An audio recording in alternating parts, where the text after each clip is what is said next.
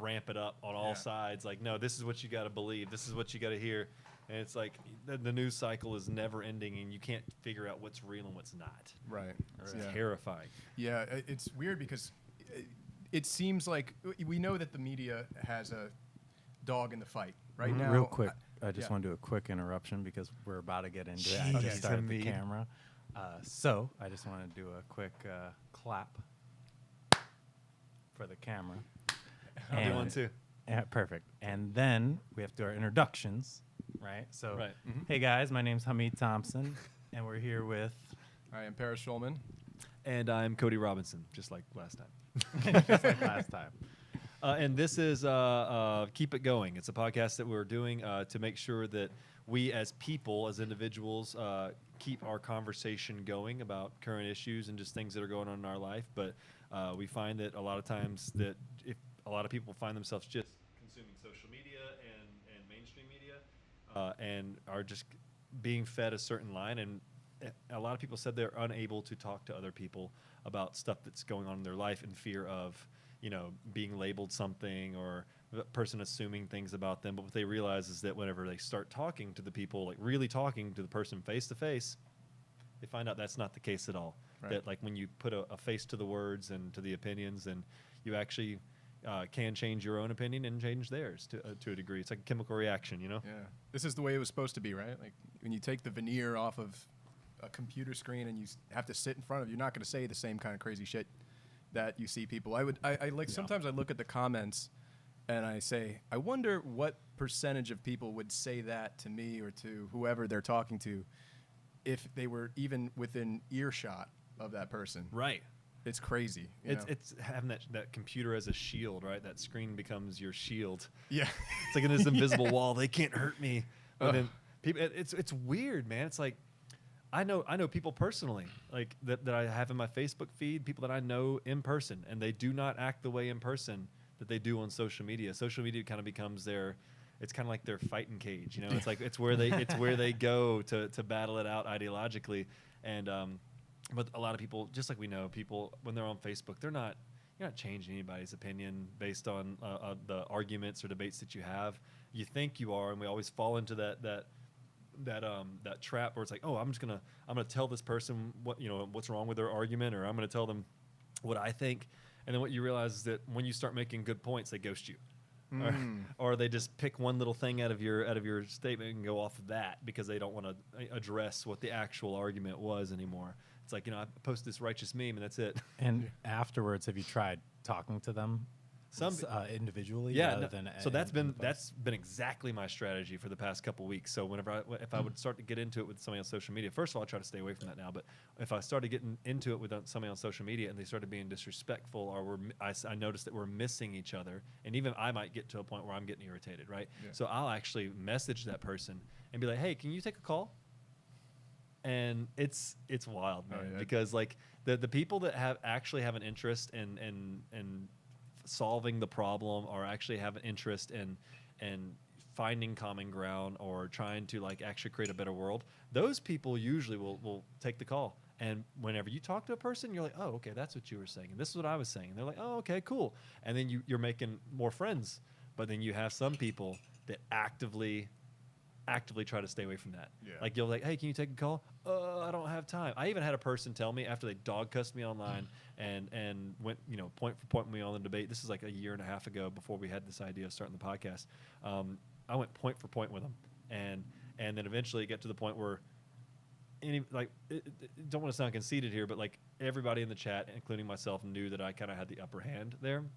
And I was trying to reach out to the person. I wasn't being disrespectful. I was trying to reach out to the person and be like, hey, you mind talking for a little bit? And that person was like, oh, I don't, you really like made my PTSD go crazy and all this other kind of stuff. And they started using it instantly became like the victim card, like, like I'm hurting and I'm depressed and all this kind of stuff.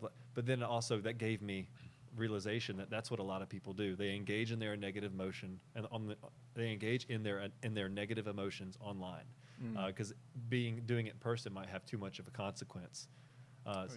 Well, and when you're online, it's really easy for your audience to misconstrue what you're saying too, which I'm sure you have found a lot, Cody. Yeah. Especially when you're not talented in communication over text. It was funny, actually. One of the first people I thought about when all this crazy, shit happened, it really hit the fan, was calling you to get your perspective, knowing that you're a former, police officer and that your background had extensive background in law enforcement. You've seen all kinds of wild shit. To get that perspective, because it's one thing to be a current cop, and I'm guessing, I'm speculating now as to what that must be like currently. I have no idea what it would feel like currently. But to be someone who may feel like they have more freedom to speak from that perspective, given that it's a yesteryear occupation, I was curious when that all happened as to say, there are, I'm sure, a million different possibilities as to why a particular event happens and unfolds the way that it does. From what you've witnessed, do you think that, one, I guess the biggest question a lot of people are probably wondering is, from being amongst everyone, is there some sort of a racial or race-related component to policing? Whew, we're getting into it already, aren't we? Let's do it. I thought we were going to have I know. I was going to talk about something else first. Right into this. You know what? I could down a couple. This is really strong, by the way. Yeah, you're correct. That's actually a homemade whiskey by a friend of mine, and I don't want to give his name out because it's homemade. Okay. But he's an expert at what he does. Yeah. He's an absolute specialist, a chemist, I'll say that, Yeah. and has a degree in it. So it's like he knows what he's doing. It's and I good. hope that one day we'll have people that can actually invest into his distillery and get that going, because every single thing he makes, he's made limoncello. He's made, Dude, that's really good. I think that is a single malt Scotch. But he gave me a rice whiskey that was 2 years aged in an oak barrel. And I'm not a whiskey drinker. I'm not either. But what I like about it though is that it's strong but also smooth, which is rare. Yeah, It's rare. Yeah. So he's got all the great equipment to do it, and especially the know-how, the chemical know-how behind it. Yeah. So it has zero side effect. Like, I've never been a heavy drinker, right? But like, I'll have a beer when I'm talking to people and having a good time. But like, I've never been a heavy drinker. But every time I would drink any type of liquor, I would get a hangover, like just so bad. Never with that, ever. And I've had a lot of that just because, like, for the reason that you saw the bottle, there wasn't anything hardly left in it. But I just enjoy it. Like I said, it doesn't have the same aftertaste either. It doesn't burn your belly either. Like, it doesn't send that pit in your stomach. Sometimes you drink whiskey to like turn your stomach. Yeah, you feel it in your esophagus starts to like crumble on itself. With me, it feels like I just want to feel like I'm gonna throw up. This feels good going down your esophagus. I feel it. Is that your new catch line? Yeah. By the way, I feel like this guy needs to incorporate the business soon because we're the best possible spokespeople. Oh, for sure. There you go, for sure. All 10 people that are watching this podcast are gonna be like, "Hey, who's that guy? I'm invested in that Gotta business." Gotta try it. Dead serious though. You never know when something could blow up, though. It's crazy. I've seen friends of mine who were just starting a podcast like a couple years ago. Yeah. And like one of them just got like, I don't know, he's like around 70,000 subscribers in 3 weeks. That is wow. awesome. Yeah. Did he use advertisers to do that? and No. whatnot? No. He's just word of mouth. He's just a rich fuck that has a lot of. He's a really good guy. He's really smart. He's made a ton of money. He's a self-made, super smart person. I'm friends with him through my high school network. Yeah. And we just sort of reconnected, and it was pretty cool to see his perspective on like how it. You have to go through so many different leaps and bounds to go from where he started, which was absolutely nothing, to in the business world. His neighbor is Arthur Blank. So Okay. yeah, actually, I don't even know who that is. Arthur Blank he's the owner of the Falcons. Okay. He's the owner of the Falcons. He used to be. Okay. I think he was the CEO of Home Depot. I know he was a co-owner. Okay. Arthur Blank, but he founded Home Depot. I'm pretty sure.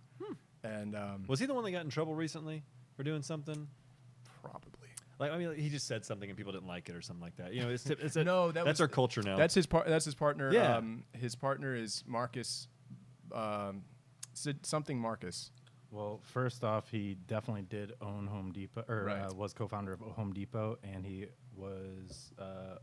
owns two professional teams, the Falcons and the Atlanta United, the soccer team. Okay. Yeah. So he's the Atlanta. Right. The professional whole sports guy. Mercedes dome is his domain.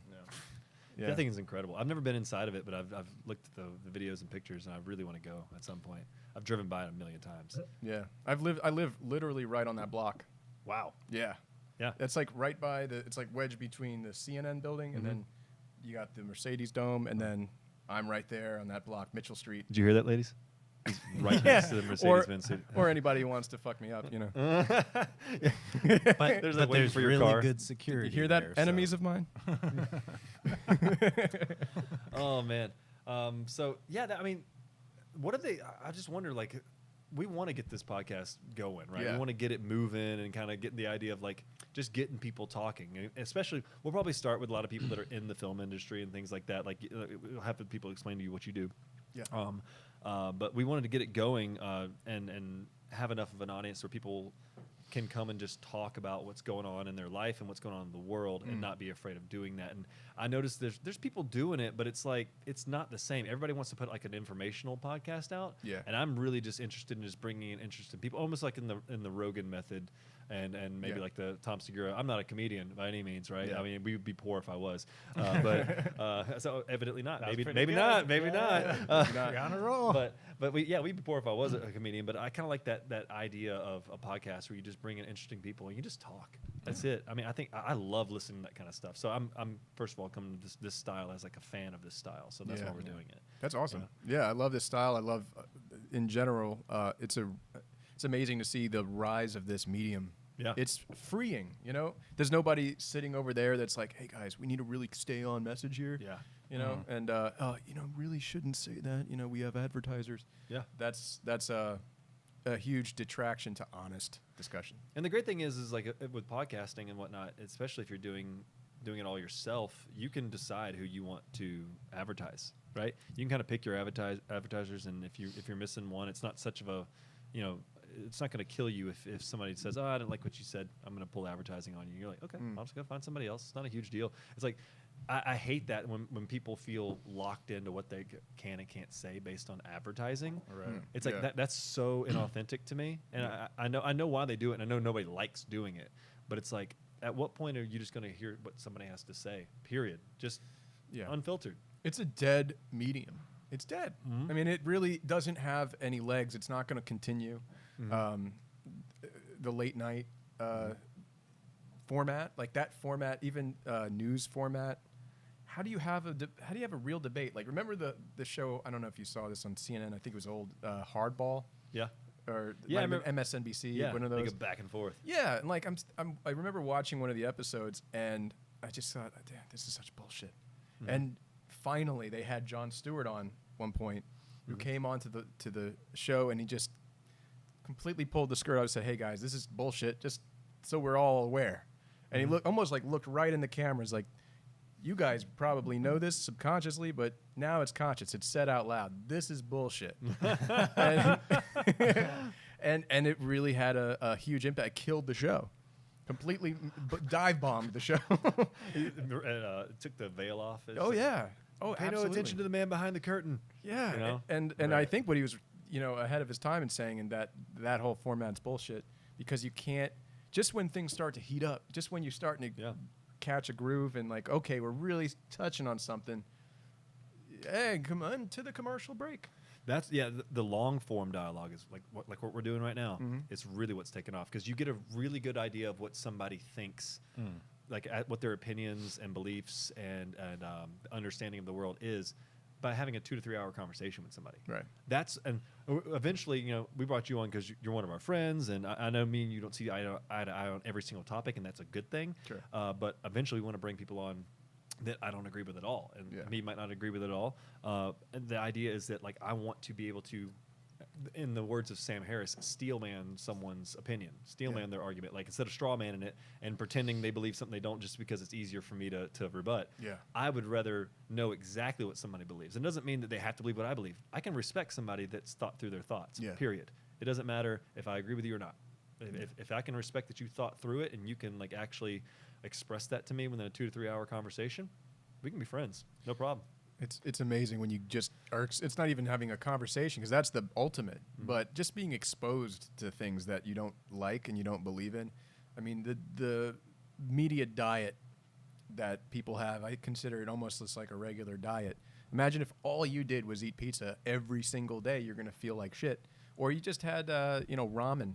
Yeah. You know, besides having a heart attack when you were 40, you're going to be in a state where I have no idea anything ethnic. I can't, understand it. I'm going to maybe even fear seafood. Yeah. But if you can be exposed, I typically watch the extremes. I watch like hardcore liberal, usually comedy because it's easier to take in. Like John Oliver, things like that. Yeah, John Oliver. And I love I occasionally I'll put on some Tucker Carlson and say, all right, what are they talking about today? Yeah, yeah. What is Tucker railing against? And most of the time I disagree, but there are moments where he'll touch on something and be like, I can't refute that. That's actually that's true, as I see it through my subjective lens. Yeah. Well, I mean, every side's got a point, right? Like Yeah. that's the thing. I like to look at it this way. Like extremists or extreme points of view typically look at the world in a ends justifies the means kind of way, right? So they have an objective, something they want to do. And then from there, they just kind of decide how we're going to get there. It's not like, are we telling the truth 100% of the time the whole way through? It's kind of like, well, as long as we're getting the right message across, that's all they care about. And that's the same way with John Oliver, with Tucker Carlson, with lots of other different far right and lefts. That being said, what are some of the news people that you listen to that you get your information from? Like on the right, on the left, and then what do you consider to be more of a centrist view? It's almost Source. impossible. I find it so difficult to see through a particular bias, even if you're watching somebody more independently minded.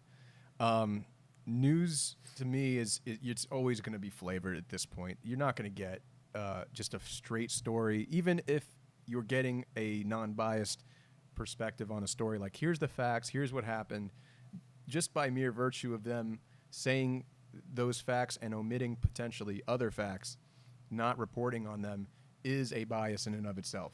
Truly. So I take that into account while watching something. So I've kind of, I know it sounds pretty sad and almost nihilistic to say that I've resigned myself to just saying, hey, whatever I think I know, I'm sure there's about another 20% or 30% at minimum that I just am never going to know about that story. So you can watch something on video and say, okay, well, to me, my eyes are telling me that is what I saw. I saw, murder. Or I saw, obviously somebody disrespect somebody. Like a good example is that the Covington situation. I don't know if you're familiar. It was when that kid, remember that they had a bunch of those kids that were wearing MAGA hats. The MAGA hats with the Native American yeah, guy. and like beating the drum. Yeah. And there was a narrative that was so cut and dry. You're I got looking at so this blasted by that. But keep going. douchey looking kid that just sit there. I say douchey looking in that the snippet that you saw was just him like smiling, looking like a man. You're just like, what are you doing in this Native American? It just seemed like it was the perfect juxtaposition of the new bad versus the old good. Yeah. And can we please correct that? This kid needs education, whatever.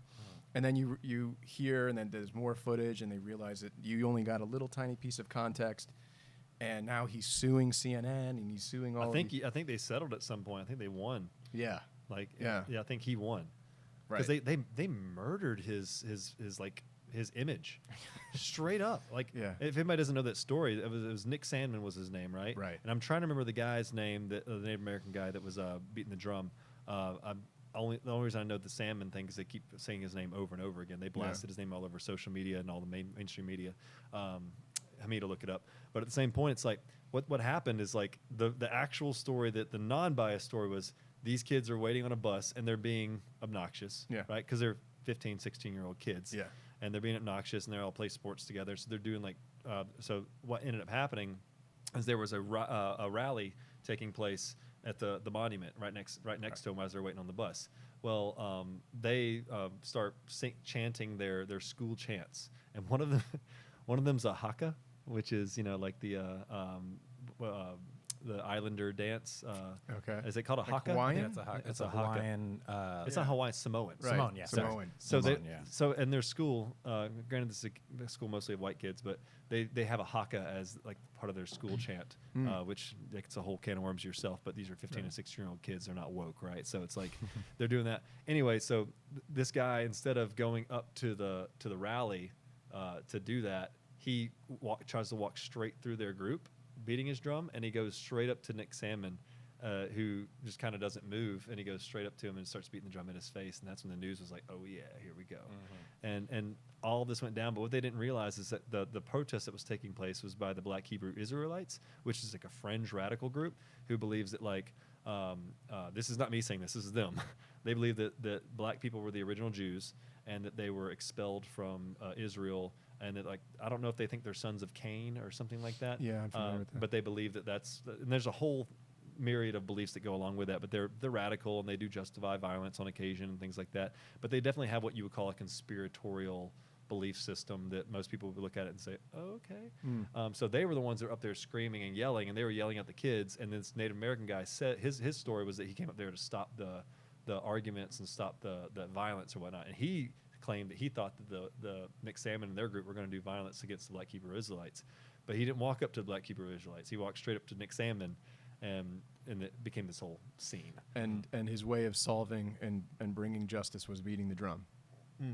That was It's supposed to be a drum of peace. Okay. That's what he said. Gotcha. But that being said, that guy was evidently known to be he basically lives off protest.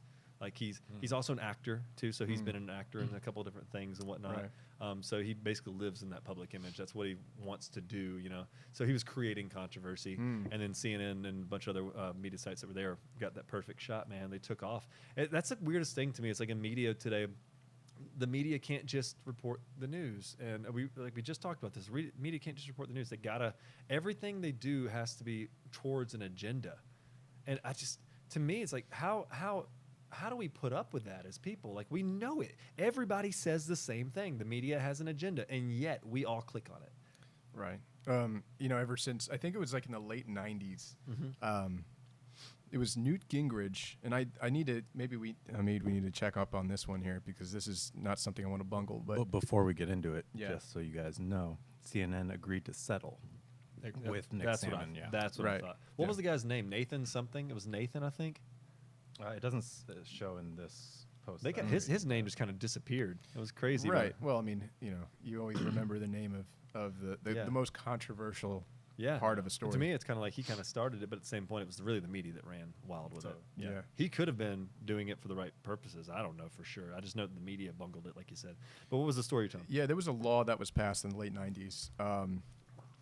Can't remember it, but it was a law that usually news was considered a loss leader. Like there was no real heavy incentive for advertising to be a big revenue draw for news, and as a result, it could be a lot more fair. It could be a lot more just factual, a little more cut, dry, boring. And it was Rupert Murdoch and I forgot the guy's name that just he died like a couple of years ago. He's assault charges or whatever from women. It was Roger Ailes. That's right. Yes, Roger Ailes. Roger Started Ailes, yeah. Fox News. Yeah, and that was the beginning of opinion journalism that just turned into just pure opinion, and it all of a sudden just opened the floodgate. And I didn't really understand because I wanted to pinpoint like when did I know that news always had sort of a slant, but it didn't necessarily. That's Cody's daughter. That's my Cody. daughter walking up telling us we have a huge bird outside. Adorable, by the way. That is the most adorable possible news we could have gotten. Right, there you go. That- We're hearing That's all the news I need. Every now and then when the news gets too hard, I just go, think smaller. there's a big Go bird back to your outside, family. guys. That's what we got a garden outside too, so that's our way of getting away from the news. Yeah. But anyway, I forgot the name of the bill. Maybe you could find it, but it just sort of it opened Pandora's box. We could never come back from it now, and that it really was the catalyst to all of this opinion. Yeah, it was something news we're that it getting. didn't have to be factual anymore. It could Right. like you could just present it as opinion piece. Like editorial was the thing now. Right. It And, became you no longer had to op-eds. label it as editorial. That's what it was. Yes. Yes. And that's how you get your Sean Hannity's and your Don Lemons and all Right. these people that are like having their very own opinion about what they're pushing, and it's apparent, they don't Mm-hmm. have to say this is my opinion. They don't have to say it anymore. It used to be, I feel like it used to be you had to say on anything that was an opinion and not factual based or not factual all the way. You had to have labeled like this is an opinion piece or an editorial or an op-ed or something like that. You label it. Right. That way people knew it was your opinion. Right. There was the op-ed section. Every time you open a newspaper, it's like, okay, I want to know what that guy's opinion is or that woman's opinion. But yeah, I mean, I think that a lot of people attribute that as the beginning of the end. Really, the like 97, I think 98, somewhere in there. And we're now confronted with a or everything is disinformation. Everything is so bungled and so hard to wade through the muck that your earlier question was, where do I get my news from? I don't get my news from anywhere. I get different chunks and pieces, and I sort of have to take all of these different chunks and pieces and formulate and structure what is a Frankenstein idea of what actually happened. Of reality. Yeah, of reality, right. And say, well, what makes sense to me from what the events are combined with my experience in human nature and my philosophy. Okay, that seems to be clear. But then, a week later, you'll see some extended clip of whatever you just saw, and you're like, oh, I don't know shit. I just... Now layer that on top, like how you can do Snapchat, you can do filter layers the filters on top of each other. Take that news filter that you have, right? That's already like you can't get the real stuff, and then layer that on top of social media where you create bubbles. Yeah. And it's like whether you're part of a Reddit group or a Twitter feed or a Facebook, just on your news feed or your Facebook group, everybody's sharing the stuff that's that's relevant to that group.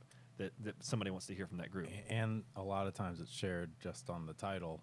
And I know a lot of people just read the title only without getting into the article. But it takes a lot of time, which is hard. Like, you have to make it your job if you want to be informed. See, I do that all the time, and I know it's almost obsessive to a degree. Like, I won't look for hours for a source, but I will sit for 10, 15 minutes sometimes tracking down where the original story came from. But, and I'll tell you this right now.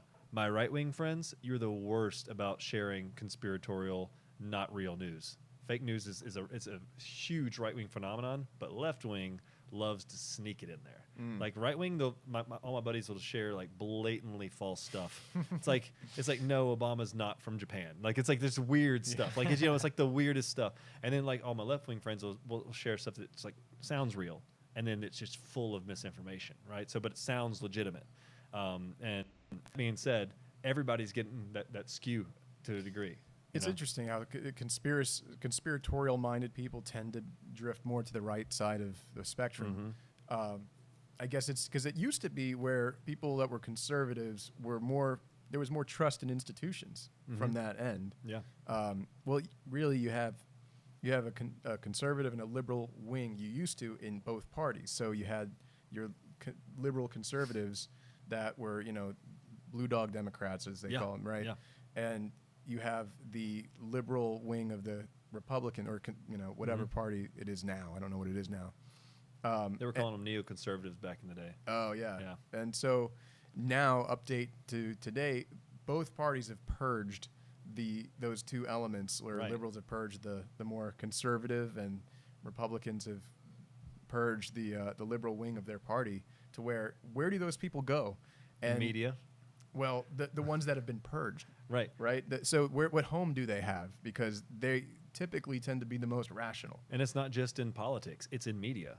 Like I said, there was it Tom Cotton that ran an op-ed based on, was it Tom Cotton? He was a New York Times, he was an op-ed supervisor or something like that. I may be misquoting it if you want to look it up, Tom Cotton. But there was a story where this New York Times editor allowed an op-ed that was basically criticizing the riots and trying to he was speaking up and saying we need to send the military in at some point to stop these riots. And it was just an op-ed. Like he prefaced it with saying, I think we need to be aware of every opinion that's going on right now, and not just thinking that, oh, these riots are good and that the riots are the language of the unheard. So he just basically allowed that op-ed in, and he is on the chopping block right now. Like they tried to get him gone.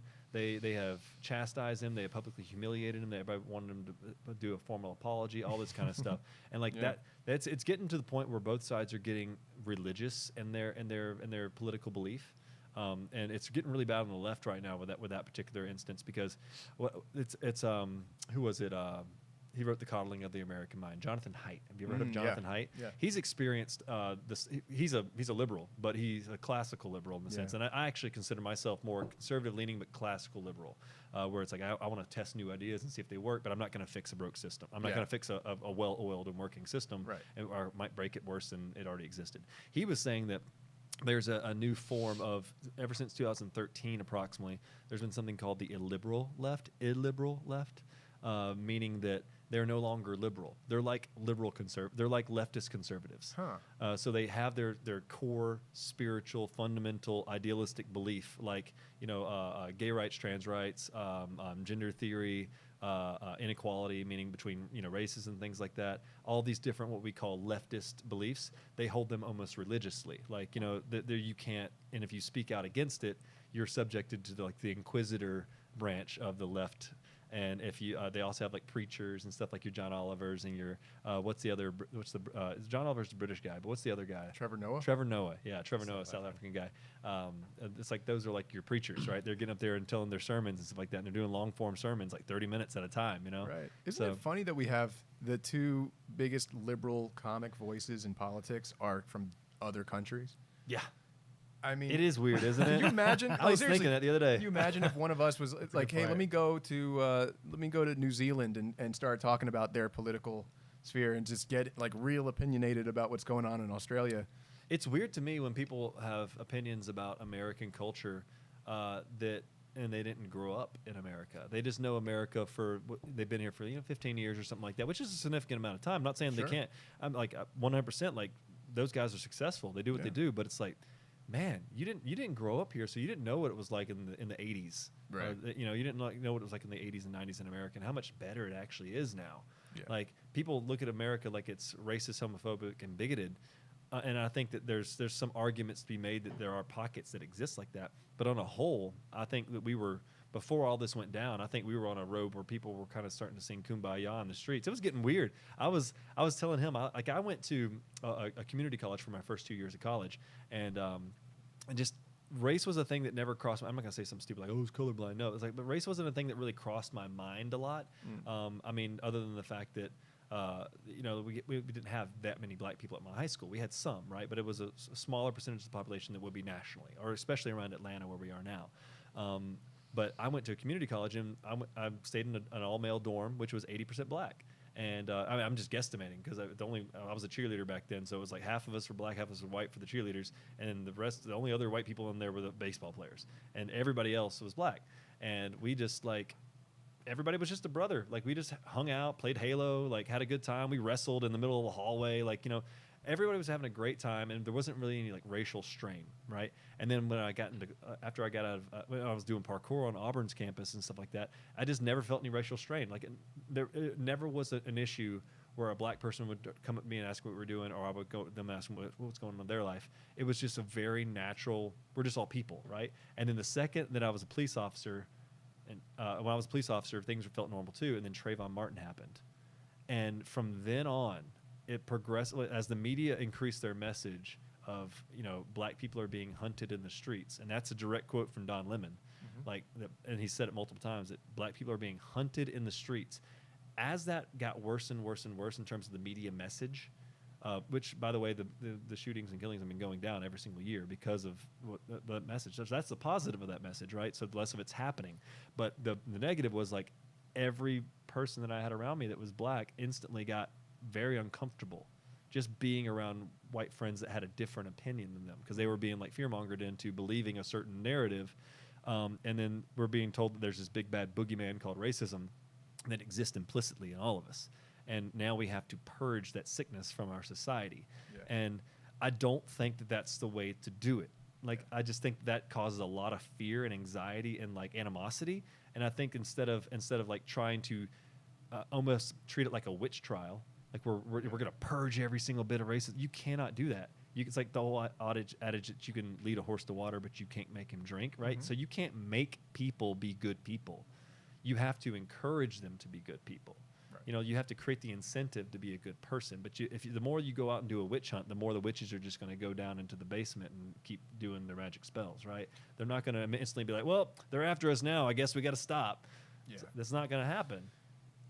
It's hard. I mean, I wonder, you know, because I mentioned earlier, and we got right into it, because I was going to call you and have this conversation. I've been bursting to have the conversation. That's what we're doing it here. Man, yeah, get it out there raw here. So, what was the thing that made you want to be a police officer in the first place? Let's see. So when I was in college, I wanted to go into the Air Force. I just wanted to do something that was high action, high intensity, but I was doing something good for people. I wanted to put my energy into that, right? I was a super energetic person, always a physical person. I did well in school. So I tried to go into the Air Force, and I had this thing called restless leg syndrome. Right. Which basically made it impossible for me to sleep from the age of 15 and on, and it made my IQ drop like 30 points.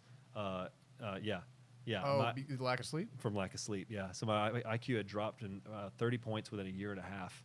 And I was in the gifted program, so I was like having IQ tests done every couple of years, right? And I was having issues, so I retook an IQ test, and my IQ had dropped 30 points. And I've realized I was tired every single day. I couldn't remember. My short-term memory was shot, man. Yeah. So I ended up taking this medicine called Klonopin for, I took it from the age of 15 to the age of 29. So, but when I took it, I instantly was sleeping, and my IQ came back, and I didn't feel tired all the time. So it helped me. But because I was on that medication when I was in college, I got DOMER, which is like the medical waiving, where they examine your medical condition and decide, can you be an officer in the military at this point? And it also depends on how many officer slots they have available, right? So I didn't make it because I had some of the highest scores on the pilot test and all this other kind of stuff, and I had the highest score on the physical fitness test and all that kind of stuff because that was my thing. I was doing parkour 5 days a week at the time. Yeah. So if I didn't make the highest on the physical fitness test, there's something wrong with me. It was like my obsession. But I thought I was going to go in the Air Force. I wanted to be an air combat rescue, or what's it called, air rescue, air para rescue or something like that. Yeah, pararescue, where you basically drop down and they would input you into with like Navy and Army and whoever you had to go with. I wanted to do that. But because I had restless leg syndrome and I was taking Klonopin every night, it was before I knew this, it was physically dependent. So if you don't take Klonopin for 24 hours after you take it, it turns your life into a living nightmare. Like, it's the worst possible withdrawals you could ever have in your life. It's worse than heroin. It's worse than heroin. I mean, I've never taken heroin personally. Yeah, right. But I've heard anecdotal evidence from lots of people that have been addicted to benzodiazepines, which is what Klonopin is, a family of drugs, and it jacked me up completely. So when I didn't get that ability to be in the Air Force, and I was like, they're like, well, you can wait another year, and I was like, well, I was getting married. Like, my wife is from Eastern Europe, so I had to get married, otherwise she had to go back, and we had known each other for 5 years already, so we were ready to get married. So I was like, well, I got to get married, so I got to get a job, right? So what I said, I want to do something like that, but I want to do something where I can actually get married and have my family life. So I decided, hey, I kind of want to be a cop. Let's figure it out. So I was majoring in criminology at Auburn University because I was always interested in criminal deviance, always interested in why people do what they do, and trying to help people get past those bad parts in their life or protect other people from those bad people. Yeah. So I decided to go into policing, and I actually started my police career the day after I came back from my honeymoon. Like, I came back from my honeymoon, which was in Disney World, which was awesome, by the way. Stayed at the Animal Kingdom Hotel. Yeah. And then we went to I went straight to the police department the next day to start my job. I'd already done the interviews and all the lie detector tests and all that kind of stuff, physicals, and then started that job, man. And then my first, I was at the police department for 3 months before I went to academy, which I went to Jacksonville State University, or Jacksonville State College? University. It's in Jacksonville, Alabama. And they do a 12-week academy, and that's our training as a police officer, 12 weeks in the academy. But then you do ride-alongs, essentially. Like, you don't go out on your own for the first year, usually FTO, and more or less depending on if you're ready or not. But it's still, no one's really ready. But I got in because I really wanted to help people, and I was interested in it. Interesting, because I think a lot of people just assume that most people that become police officers, they have this kind of skewed idea that, it's why would anybody who wants to do something that noble, how could that be the majority? Right. Is it the majority that you think that you've seen? When I was, I worked. I'll just tell people because, like, last time I was kind of iffy. Or should I say it? But like, I worked for 4 years at the Opelika Police Department, which is a small town in Alabama. And then the last year, my 5th year, which I was only policing for 5 years, but I was on the SWAT team in Opelika for a year and a half before I had to decide that I wanted to make a little more money. So I went over to Auburn, which was right next door, and I had a good relationship with the people there and stuff there. And I was actually the first Opelika officer to get hired there. They told me in 25 years because they didn't want to. They were like sister police departments. They didn't want to create bad blood by hiring each other's officers. Auburn always pays more than Opelika. They have more funds. So I got hired on there, and between those two departments, I'm telling you, man, like most people that get involved in policing want to help people. You don't do it for the money. And you don't do it for the power because you're not getting that power trip most of the time either. Most of the time, you're doing crap details. You're just running security at an area, working a football game, working traffic. If you want to get in something to beat somebody up, you go be a bouncer. That's what you do because you're going to get in a fight every single night, and you're going to get to show everybody how big your junk is. Right? That's what bouncers do. I'm sure there's some great bouncers out there, but like everybody knows, even bouncers that are great guys know there's a lot of people that get into bouncing, and a lot of people say that's the same thing about police officers, but it's not. It's like most police officers get into the policing because they legitimately want to help people. But they also like the speed of the job too, right? I'm telling you, from the time you get on to a shift, usually a night shift, until about, at Opelika it was 6 p.m., and until like 4 a.m., you can be balls to the wall, man. Like it was, and that was what I loved about it. I loved it, but what ends up taking the most out of people, out of officers, is you don't get paid enough. Whenever you're working your first years at any police department, you're always a low guy on the totem pole, so you never get to decide when you're working. So you're usually working, and the different police departments that I worked at was 4 days on and 4 days off. So if you're working night shift, which you are if you're a rookie, because it gets you the best experience in terms of like dealing with like hardened criminals and things like that, or like burglaries, robberies, all that kind of stuff. You're dealing with that, a lot of shootings. But when you're dealing with that for every single night, and you miss your kids like, ball games, you miss your kids' birthdays, you never get to go to holidays. And if you're working night shift on the nights you're off, what are you going to do on the nights you're off? You don't function like a normal human on the day shift, so you can't switch back and forth. That would kill me. So I would have to stay up all night or try to half it. I would, like, if I had to go to sleep at 6 a.m. or 7 a.m. when I would get home from a normal shift, I would stay up until about 5 a.m. otherwise on my off days. So it ends up being like really bad family-wise for people that are working at the police department. So most people leave because of money, because of the relationship that it's causing with their families, and ultimately because a lot of times departments don't back their officers, as we're seeing in the Atlanta situation right now. I've heard, like, I never had a situation where my supervisors didn't back me, because I had a good reputation, but I've known some people in policing that just got thrown under the bus. And that's terrible, because these guys are putting on the line for these people out there. And I know a lot of people think that police officers are just bullies, but they're really not. Like, that's why I fight so hard against it. And I'm sure that it probably exists in some policing cultures, because policing isn't a monolith. Everybody's using this word monolith now, but I'm going to use it. Policing isn't a monolithic culture where everybody has the same. Like, if you go up north, like I had a friend who was a Chicago detective and worked with the DEA task force up there for years, and then transferred to Opelika.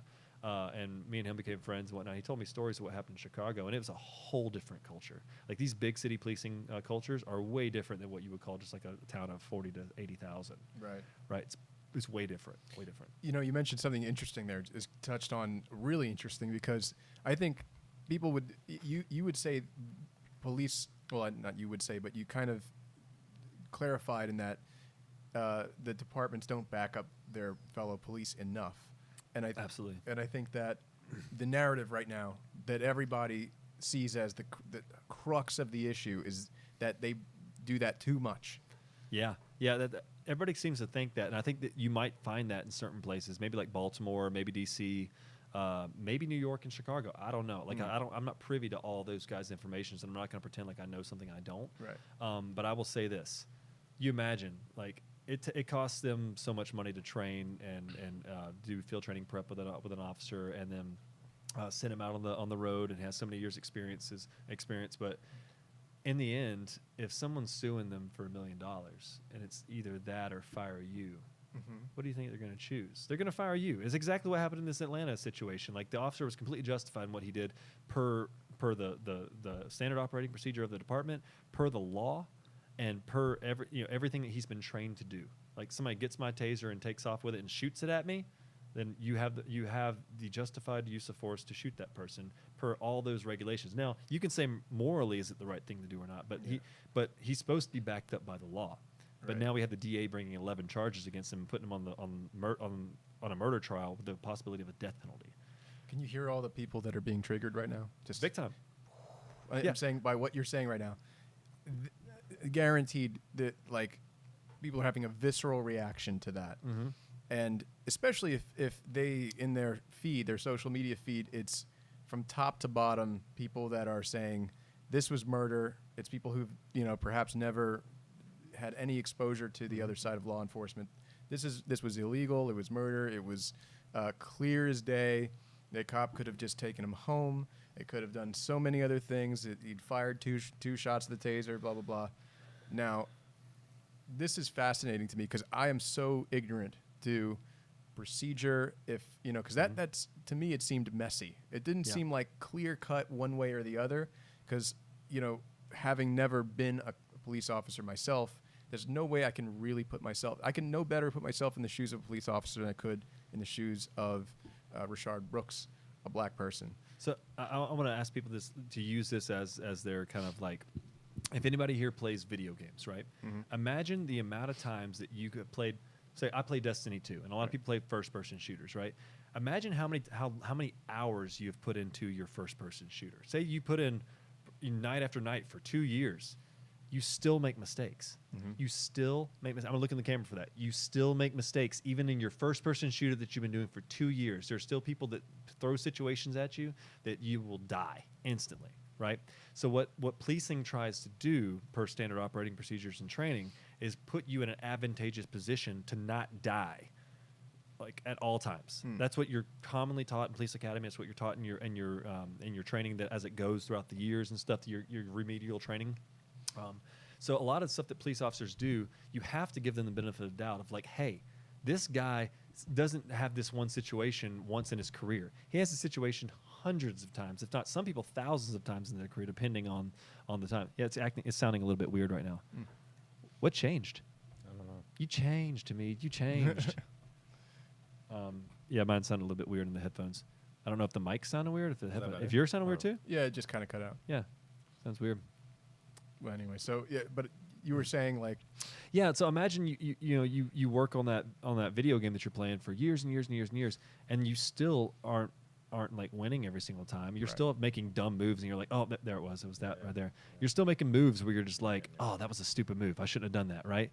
Now imagine being in a real life situation with people that are really shooting at you. it's this one right here. Is that one? Yeah, is it that's XLR cable? The wire. Yeah. There we go. Perfect. Cool. So imagine, audio guy, by the way. Yeah. Imagine being in that situation where like this is no longer a first-person shooter game. This is a real person that's shooting at you or trying to hurt you, and everything can lead to you dying. So like at every point you're taking precautions to make sure, and that's why you're supposed to extend common decency and the advantage to the police officer. You are supposed to, and I'll tell you why. Here's my case for that. Because when you have a person who is high on different types of drugs, or depending if it's alcohol or methamphetamine or fentanyl or whatever somebody has in their system, PCP is a couple of guys that I've dealt with in the past. These people are not thinking like a rational human being. They're under the influence of something. So you as a cop are going there already in a situation where this person is not being a rational person. They're not listening to you. And they may act like they're listening to you, but at any point they're going to cut and run or cut and fight, or they're going to pull out a knife or pull out a gun, right? So you're seeing this as a cop on a daily basis, and you're almost getting a small form of PTSD where like you're in traumatic situations a lot of the time. So you constantly are trying to put a wall of protection between you and these people, because ultimately your $45,000 a year paycheck is not worth your life, and it's not worth somebody having to explain to your wife and kids that their dad died because some drunk killed him on the side of the road. And I get emotional when I talk about this because it boils me straight down into, and it makes me so angry when people say like, and they expect every single cop to be RoboCop, Jason Bourne, the best lawyer you can think of, and all these things at the same time, but they pay them like $40,000 a year. And it's like, you can't do that. And on top of that, I feel like what we were talking about earlier regarding the news, breaking news is a huge thing, and people, the news stations are making a lot of money off of that. A lot of money, and that's what everyone's eating up on their news feeds, and we don't even have all the information at that point, right? Right. I was saying we're almost like I don't want to get too far off the topic yet, but I was going to explain that's almost like a religious thing. It's a very, from a person that came from a very fundamentalist Christian background, and now I'm not so fundamentalist anymore. I'm just one of those people that's like, hey, live and let live to a degree. I believe in some religious structure for the purpose of what it gives, and I teach youth on occasion and whatnot, where I can teach the young people to think about morality and think about existence, think about purpose, all that kind of stuff. But we're replacing it. We're replacing organized religion, and we're pretending that we're these rational scientific beings when we're really just reascribing to new ideologies. That's all we're doing. We're creating new religions. Sure. Yeah. And we all want to believe that we're good people, and we all want to believe that we want to signal to other people that we're virtuous. You know, you said you got really upset, really emotional. What about this? Because it seems like this latest case, because it's so, it to the outside viewer, it looks like two people could see the same video and draw completely different conclusions from it. Obviously, you have far more experience in that, on being on the police side of things, so you understand what's going through one's mind when they are confronted with somebody that isn't acting rationally. And I just think that view, we don't hear it. I don't know about you guys. I have almost never heard the police perspective on that. Because there's a culture in policing that you just don't talk about what you did, because there's also a lot of orders, or I should say there's a lot of rules in police departments where you don't talk to the media about what happened. Yeah. That's the media division of the police department's job, because they don't want bad information being put out, and they don't want you being put on the chopping block just because you misspoke. Right, so that they have a media division of every police department that puts that out. We even have one at both of my smaller police departments where I was at. Every police department has one. It's usually a captain in the division that does that. And I'll say this: there's a phenomena, I don't know what it's called, but it's a psychological phenomenon. But have you ever been like when you were a kid and you were learning vocabulary words, right? And then when you learned a vocabulary word, all of a sudden that word was everywhere. You saw it everywhere. Like I remember the first word that ever happened to me was juxtapose. I learned the word juxtapose, and instantly I was like, I've never heard that word before. And then within a week, I heard it 3 times because I was able to see it now. It's a perception, right? You're able to perceive it because now you understand it and know it. It's the same thing when you're looking at a police video. As a police officer, I have seen and heard so many things that were out there on the street and happening that whenever I see a video, I can say, oh, okay, well, they took his taser. Oh, when he shot it the first time, it didn't fire the actual taser round. It just shot the stun gun, right? It just did the little stun part, and he didn't know how to actually release and fire the actual prongs. So I know that, right? I know that because I have experience using. I didn't carry a taser, but I've been around so many tasers and stuff, and I knew officers that did, and I've had training in it and stuff like that. I just prefer not to carry a taser because it's the world's worst. It is the world's worst non-lethal weapon to use. You go hands-on, use pepper spray, use a baton, I don't care, but tasers are a death trap. I had a friend personally that got knocked down after trying to use a taser and got the crap beat out of him until we got there. They just don't work all the time.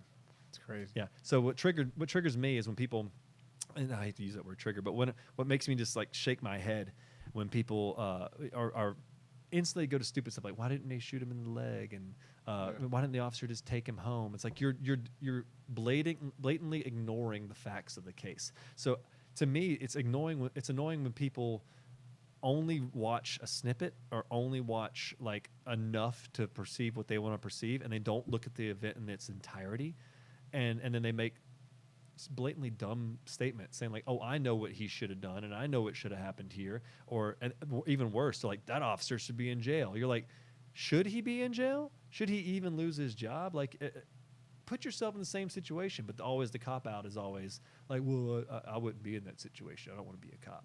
Exactly. You don't want to be a cop because it is the world's worst job in terms of like public perception. Now it is. Absolutely. For sure. I mean, even when I was a cop, I mean, I'm telling you, man, I would be arresting somebody for just having a suspended license. and like they had a suspended license and they're driving their car around, and I've already given them 2 warnings, and I'm like, fine, like you're going to jail for suspended license. And people would run outside and instantly call me racist and be angry with me and yelling at me and forming a mob around me and things like that. And it's like, dude, I'm just enforcing the law. That's the thing. People don't understand. They're putting so much flack on police officers for enforcing the laws that people that their legislative branches approved, and then the people voted on those legislative individuals, Congress and your senates in your state. People voted for them, and then they enacted laws. If you don't like the law and you don't like the procedure, you need to lobby to get it changed. Yeah, I mean, just to play advocate for a second, because I can totally. There's most of what you just said I completely agree with. People would say, well, what about those police officers that aren't like you and seem to have a, whether for whatever reason, PTSD, maybe they are bullies, maybe they are just poor recruits, they should have never been cops, whatever it is, that do take it too far. The guy, I'm sure that most people would say, if not everybody would say, that what happened up in Minneapolis was absolutely beyond the pale. Oh, for sure. Beyond the pale. So you would imagine that, there's so many different police interactions, 60 million police interactions a year? And more than that. It was 360 million. 360 million. Almost the same number of the population in the United States, yeah. More than that, because there's only like 320 or something. You got to think, as a police officer, I was having, on my call log, I would have, on a normal day in Opelika, Alabama, I would have over 20 calls that day. That's a small town. That's a small town. So you think in a large city, and you consider all of the different interactions, and there were like 1,000 deaths by cop a year?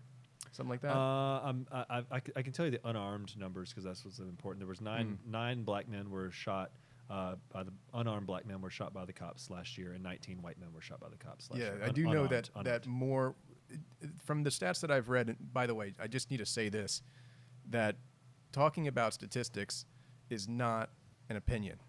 You're talking about statistics. So anytime somebody, especially with this skin color, says, "Hey, how many people got killed? How many, and it sounds like I'm trying to formulate a point or an argument to undermine a different point of view or argument. It's just talking about stats, and if we can't do that, we're fucked. We got to be able to talk about I think statistics. we're all here ultimately to help people. Yes. We're not here to downgrade anybody or call anybody names or mess with anybody, because ultimately what I believe is that we want to find a solution to this, and we want to make the world a better place for everyone and not worry about what color they are. It does not matter. Yeah. But when we talk about statistics, this is the reality of the information that we have gathered. And so how do you solve a problem based on people's feelings versus what are the actual numbers? Because, I think about, for me, I'm looking at an issue and I say, okay, what are the facts as best we know them? Sometimes we think we know the facts, and like the Covington High School kid. Yeah. When I see that, just statistically speaking, there are more white folks that get killed by police officers than black people in this country. But then you have, you said Don Lemon said that people are being systematically hunted down. It sounds like you walk outside and there is a purge of a certain population happening by people in authority. And if the statistics reflect that, I would say, well, we as a society absolutely need to completely defund and disband and this and that. But if the statistics maybe are counter, but it's happening, period, we need to scale it. We need to eradicate it as best we can. We all know that. For white people, for black people, for anyone who's being killed unjustly, or even if it's gray area, justifiably, I'm okay with if it's justifiable. Anybody should be okay with. If somebody is putting lives in danger, and as a result, their life, that's a risk. Just like resisting arrest increases the risk, whether, for whatever reason. And so yeah, the statistics roughly, and like I said, I keep saying these statistics without having them in front of me, and I don't always have the best number memory, but I can get ballparks, right? So basically, if you take New York City, for example, and I've quoted this before, white people make up approximately 65 to 70% of the population. depending on where you get your statistics. Black people make up approximately 13 to 18, depending on where you get statistics. Yeah. And then Hispanics make up the rest of that with a small amount of Asians in there as well too. That's just the racial term that the Census Bureau uses. And then when you get into the FBI statistics of the database, what you realize is that, if you look at the shootings, white people get shot more in terms of the number than black people do, both armed and unarmed. I believe it was something like 400 and something white people to 200 and something black people. That's correct. Yeah. So when you look at it, you go, oh, statistically, actually, like if you look at it by population and by the number of people getting shot, black people are at a much, much higher rate. It's like 3 or 4 times higher rate. Some say 6 times more likely to get shot than a white person. But what they don't tell you is these aren't just like black people out there not committing crimes. Yeah. These, like, we're not talking about black people as a monolith, as one group of people. We have a subsection of black people in New York City that are, historically maybe poor or historically involved in gangs or, just depending on what culture they're involved in. And this is not all black people. This is just these people. When I was a police officer, you would deal with about 10% of the population, 90% of the time, right? You had the same recidivists that are happening. And New York City and Chicago and places like that have terrible gang problems. And most of those gangs are made up of black and Hispanic people. And that has to do with social inequality that goes back years, right? And that is the fault of in times the government. That's the fault of white people and being racist. That's the fault of a lot of different reasons. White supremacy, systemic. Yes, yeah. It is all those things contributed to the situation that we're at now. Right. But to say that black people are shot disproportionately to white people is not true. What you see is that black people have more interactions per capita, way more interactions per capita with police officers than white people do. And if you look at their crime rates, once again, black people are not a monolith, but we're talking about who's committing the violent crimes in New York City. Over 60% of all the violent crime committed in New York, the murders committed in New York City are black people. But they're murdering other black people because it's primarily gang violence and drug-related and all these other different types of... Nationally, it's about 90% of black people that die are usually from other black people. And it's the same across every race. Like Right. most white people are murdered by white people, Hispanics are by Hispanics, Asians, and blacks, right? This is a whole thing. That's the thing that happens across the board. Because you typically are murdered by somebody you know.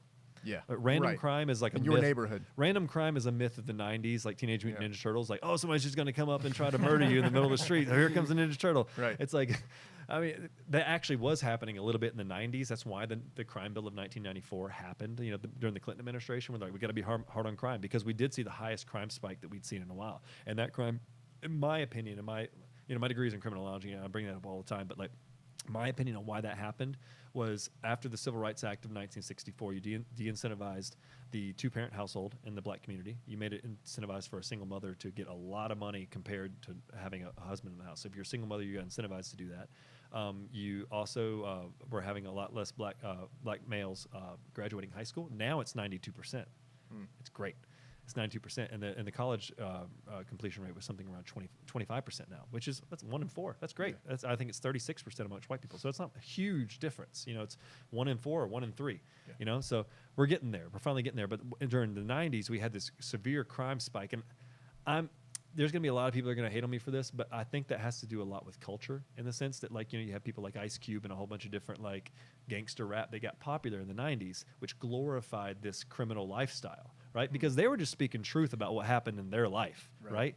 But you had a lot of these young boys that grew up idolizing that, and that becomes part of their life, right? Yeah, now we're getting to a place where I have no idea what are the causes of certain things like that, and I never will unless I'm sitting around and talking to people from these neighborhoods.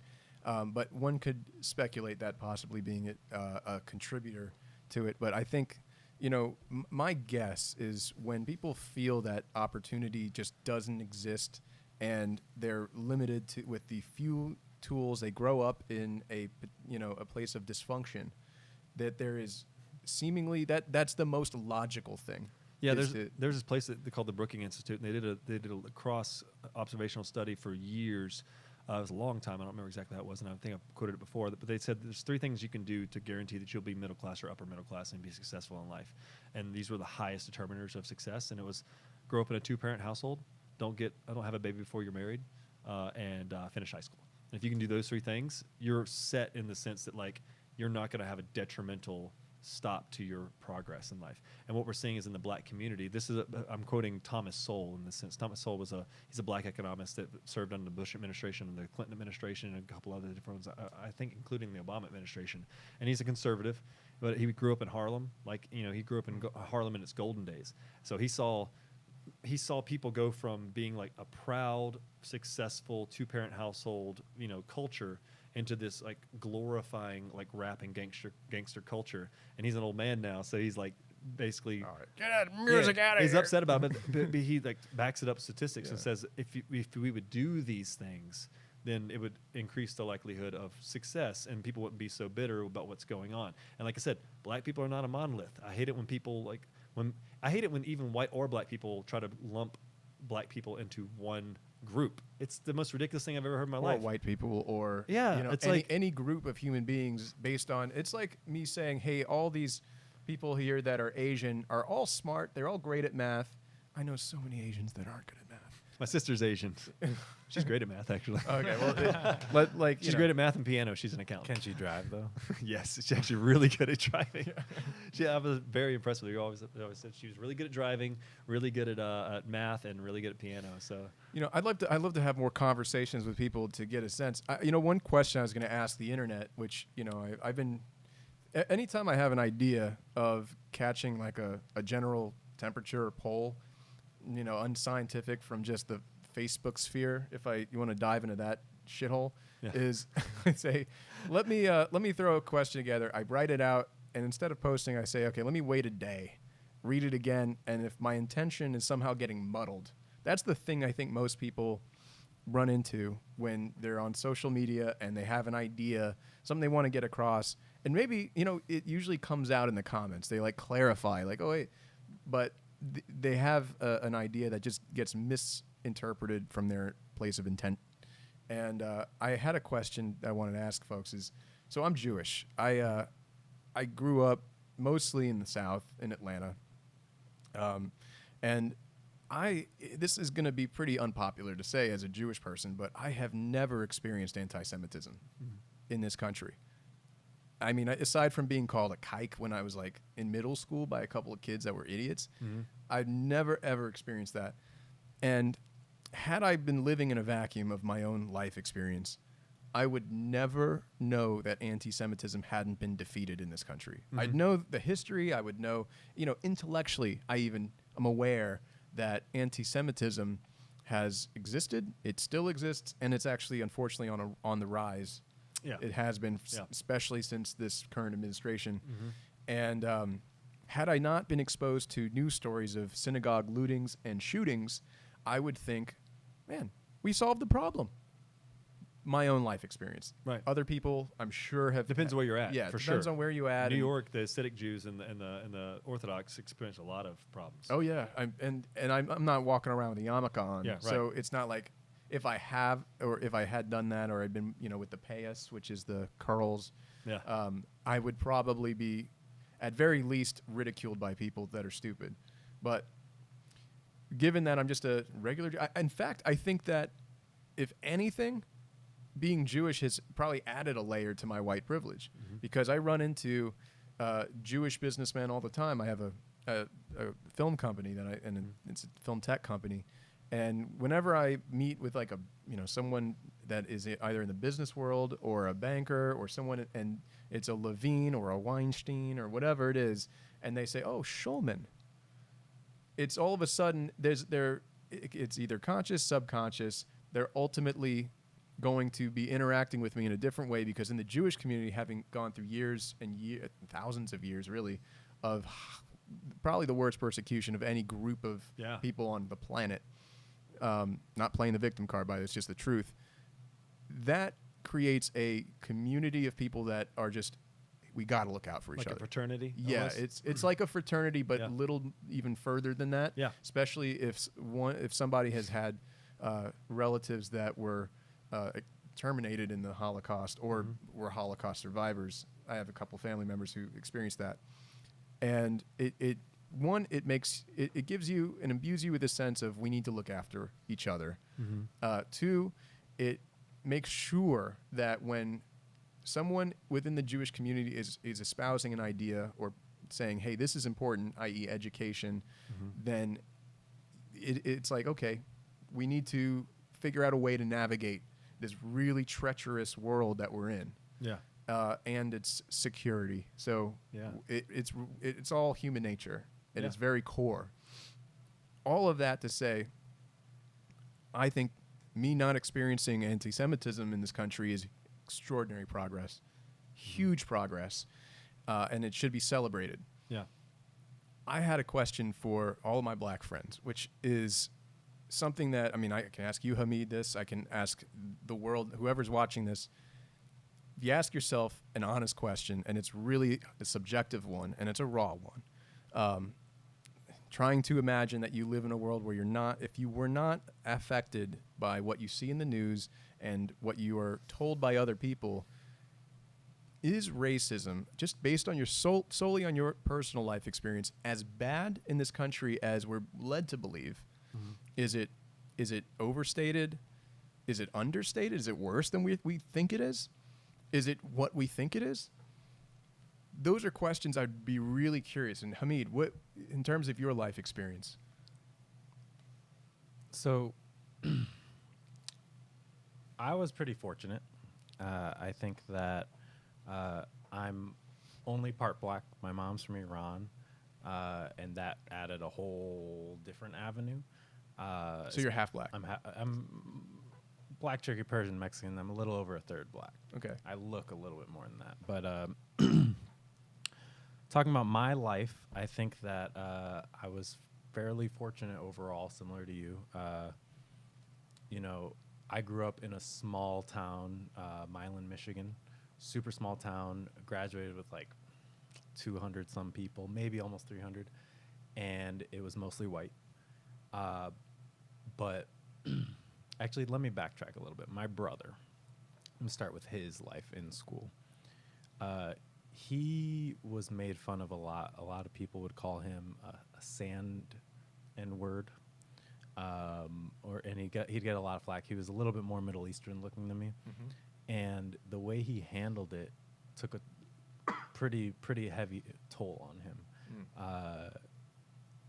And I'm sure he would be willing to tell you this, but it was just, you know, he internalized a lot of it and until it burst, basically. Yeah. And me being the younger child, I noticed how he dealt with that. And I guess I took it in subconsciously, but I never really analyzed it until I was an adult. But when I was in school, I would get made fun of at a young age, but I never interpreted it as a race thing. And I think that just that completely changed how the outcome. I basically just made fun of people back, and we kind of gained some sort of camaraderie that we probably wouldn't have otherwise. And I actually made friends, and they didn't use racial slurs, and I probably stopped some of them from becoming racist because I know a lot of their parents were racist. Actually, even the first girl I tried dating in middle school, her parents were racist, and stopped we never even got a chance to date. And it almost made me like afraid to interact with women at the school subconsciously again. Yeah, that's the reason why, for sure. Yeah, for sure. It's definitely nothing else. Mean, you know, whatever. It couldn't be anything else. But, know you. But I mean, overall, like, when I was at the school, there was a cop that was at the school, and I always just got to know him. I got to know all my teachers, the principals, and just like talk to people and just talk to people like human beings. And even the racist people I knew were racist, like the parents of that girl I tried to date, I was super nice and respectful towards them. And I no matter how much hate they harbored towards me, I didn't want them to feel as if it was warranted. And I also didn't always feel the hate. Like they didn't always, like, especially as I got older, people weren't open about it. So it allowed me to show who I am versus what I look like. And then once I went to college, I actually started working at a bar, and I was a bouncer. And I ended up getting to know a lot of cops because of it. There's a lot of crazy situations, and I befriended a lot of cops. Most of them were white, and they're just good people, man. They just were trying to help us and take care of us, and you know, they weren't overly aggressive taking care of drunk people. There's sometimes like some drunk people got really out of hand and they had to handle business, but all of those interactions were fairly good. Actually, recently, when I was in Michigan last year, I got pulled over, and I don't remember exactly what the problem was, but every time I get pulled over, I'm always just nice. I ask them how they're doing. They're people too, and it's like, you know, I try to guess why they pulled me over, which is usually pretty fun or interesting. Sometimes Was it my sweet taillights? yeah, I mean, usually it's probably speeding, but you know, Let's be honest. but you know, I've been pulled over by racist cops for sure, 100%. And I was still super nice, and you know, try to just make sure they're okay. And it really changed their demeanor. And I think because of how I speak to people, it changes the outcome a lot of the time. And I don't, because of my experiences, I don't feel like I would get killed with any interaction with a cop. That is not my first inclination, not my first thought. My first thought is, damn it, I don't want a ticket. But it's like, you know, maybe I'll make another friend. Hey, let me check your white privilege, brother. I mean, I hear what you're saying, and I think, you know, I wonder if you would be feeling that way had you grown up in, you know, the South Side Chicago. Probably not. Yeah. I have friends that were in Chicago and New York that went through some stuff. And, you know, I actually have one friend who has a similar outlook as me from New York.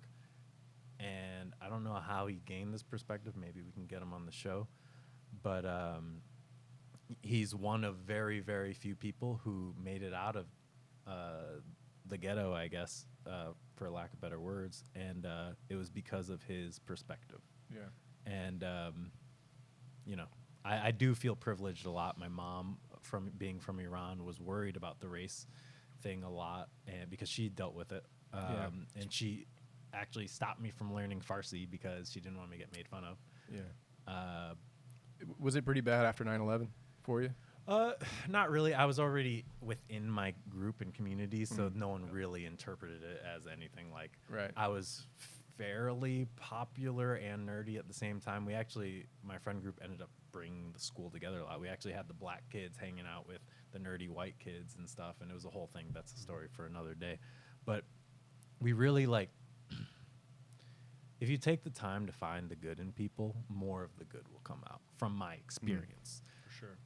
However, there's also times where you don't get that opportunity, and you kind of have to, you know, You have take to care work. of your. We have to work with the stereotypes that are existing in society. Yeah. Yeah. Yeah. That's what I'm worried about right now. Is this is all it's doing is it's causing more distrust, more hate, more animus for police officers, really from across the And board. for black people. Yeah. And I mean, seriously, let's not under. I know a lot of people thinking I'm real, like, just like defending police officers here, but let's not undermine the idea of what this is doing to black people.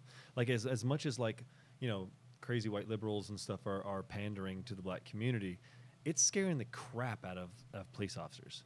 It's like it's making them look at the black community in a different way, because when you have an entire, I always use this analogy, and I used it last time whenever Jefferson was here, but like I use the same analogy. If I tell you and Hamid that you both hate each other, and I tell you that, like, Hamid's an animal, man, he'll, like, you better watch out. He's gonna run and jump from you any second that he gets, right? He's gonna try to fight you. He's gonna try to hurt you. And then I tell Hamid, you better watch out. Like, Paris is hunting people like you in the streets. He's trying to hurt people like you. You know, like, you better be careful. And what's gonna happen when I put you two in a room together, and you don't have a And we both trust you. right, and you both trust my opinion, like the media. You know, like, people are, like, generally trusting it. They get enough of it, and people are repeating it because they want to be good people, so they're repeating this, right? I want people to be safe. What's going to happen? You're going to end up fighting. You're going to end up having a bad time. You're both going to assume the worst about each other in that small interaction that you have if you don't know each other already. Right. So what we're doing is we're painting everybody with a broad brush. Police, black people, Yeah. these whole groups, and we're creating these weird stereotypes that are creating violence on all sides. Yeah, and really the violence right now of I got so much. It doesn't matter about me. Who cares? But when my first reaction after the George Floyd thing was just, I was horrified. I was like, how does that happen? Was it just training? I can't imagine that he went out that morning saying, I'm going to be the most infamous murderer. There's protests in London right now based on what this one cop, who no one had ever heard of, obscure, and then leaves the house that day and becomes the most hated person on the planet by the end of the day. Well, and I'll say, I think all of us were just like completely blown away by the everybody. Yeah, everybody. I've sure. not heard one person, cops, nobody. Anybody. Nobody has said, hey, that, maybe no one's parsing it. No one's even trying to find gray area. They're just like, we all saw the video. It's murder. It's awful. So what I did when I posted online, I thought for a second, I said, I don't want to give the officer the complete benefit of the doubt but by looking at his behavior and my experience, I was like, this guy is on some type of drug, right? And just by Chauvin? No, not Chauvin. George Floyd. George Floyd. Okay. I was like, he's on something. Something's going on. He's sweating profusely. He's acting weird. All this other kind of stuff. I said, I don't know. My original post, you can go back and look at my Facebook post. My original post said, I don't know if it was the knee on the guy's neck that killed him or if it was the drugs in his system, but this whole procedure that this police officer used was incorrect. And I don't know if he did it maliciously or carelessly. I have no clue. But what I can say is he should be fired and all this other kind of stuff. Just by saying that, did he have? I don't know if it was the neck, if it was the knee on his neck or the drugs. People were like destroying me, so angry about it. How dare you say that? Well, it turns out when you look at the toxicology results, he did have methamphetamine and fentanyl in his system to a degree where he was on them at the time. And it's like, but didn't they say in the autopsy that it was he died from asphyxiation? That's why I said I don't know if it was that or that, but now I do. Right. Now that once the autopsy has come out, but immediately, even me, who was like kind of police leaning in the sense like people don't understand police procedure, I was still like, I don't know if it's that or that, but this procedure is wrong and this officer should be gone, if not held to it like murder charges.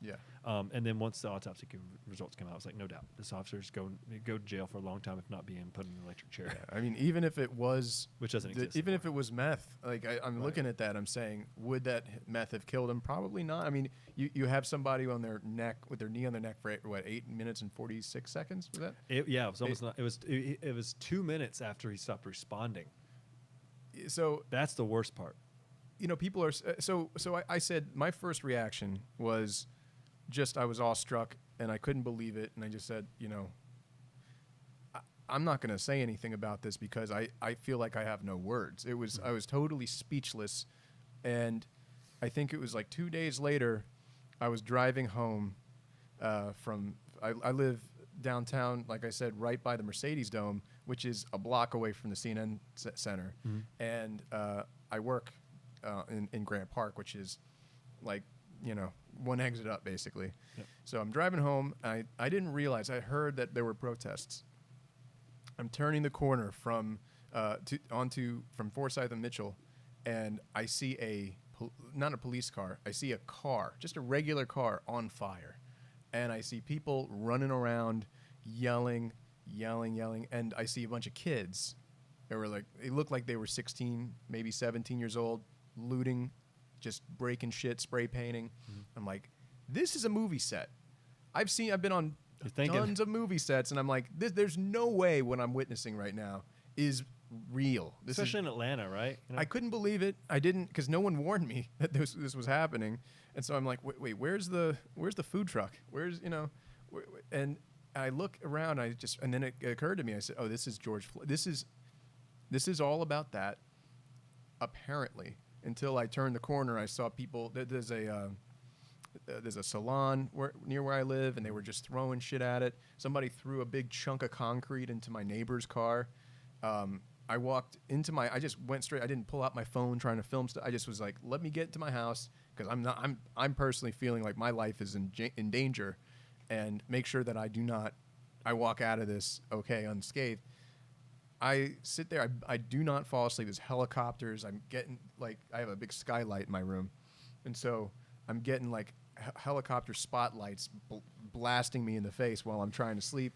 It's crazy. I'm like, the world is just completely untethered. Yep. The next, I took 3 melatonin, knocked me out, The next day I walk outside, the young lady who owns the salon was sitting there talking with somebody on the phone, crying, and she's a young black woman, about like my age, maybe a little bit older. And she was crying because she was saying, I asked her what, was going on with her and what happened. And she just said a bunch of people stole some hair shit and the hair products, and they stole, I don't know, like things. I'm like, wow, I couldn't, I reacted so viscerally to that as well. Not to the degree of the George Floyd thing, but different because it was happening right there in my like driveway. And so I'm just like, okay, this is something nuts. This is a young black woman that is now, most of these businesses were already on the brink from COVID. She had to spend $2,200 to bring somebody in to fix the window. She has to float it for the insurance before the insurance covers it, if they cover it, which I don't know. And hair products are stolen, has to figure out a way to do that. And I say to myself, what is the point of all that? What is gained? And so I thought about what I wanted to say, and I just had to put it out into the world that I totally understand the protests, and I'm for it. I've been to 2 protests myself, and it was beautiful. The energy, the vibe, it was like just a wonderful experience. I'll talk a little bit more about that. But the first thing that I wrote was, hey, look, what happened is absolutely tragic. Tragic. Let's not fold into the equation, in the memory of this horrible incident, more tragedy.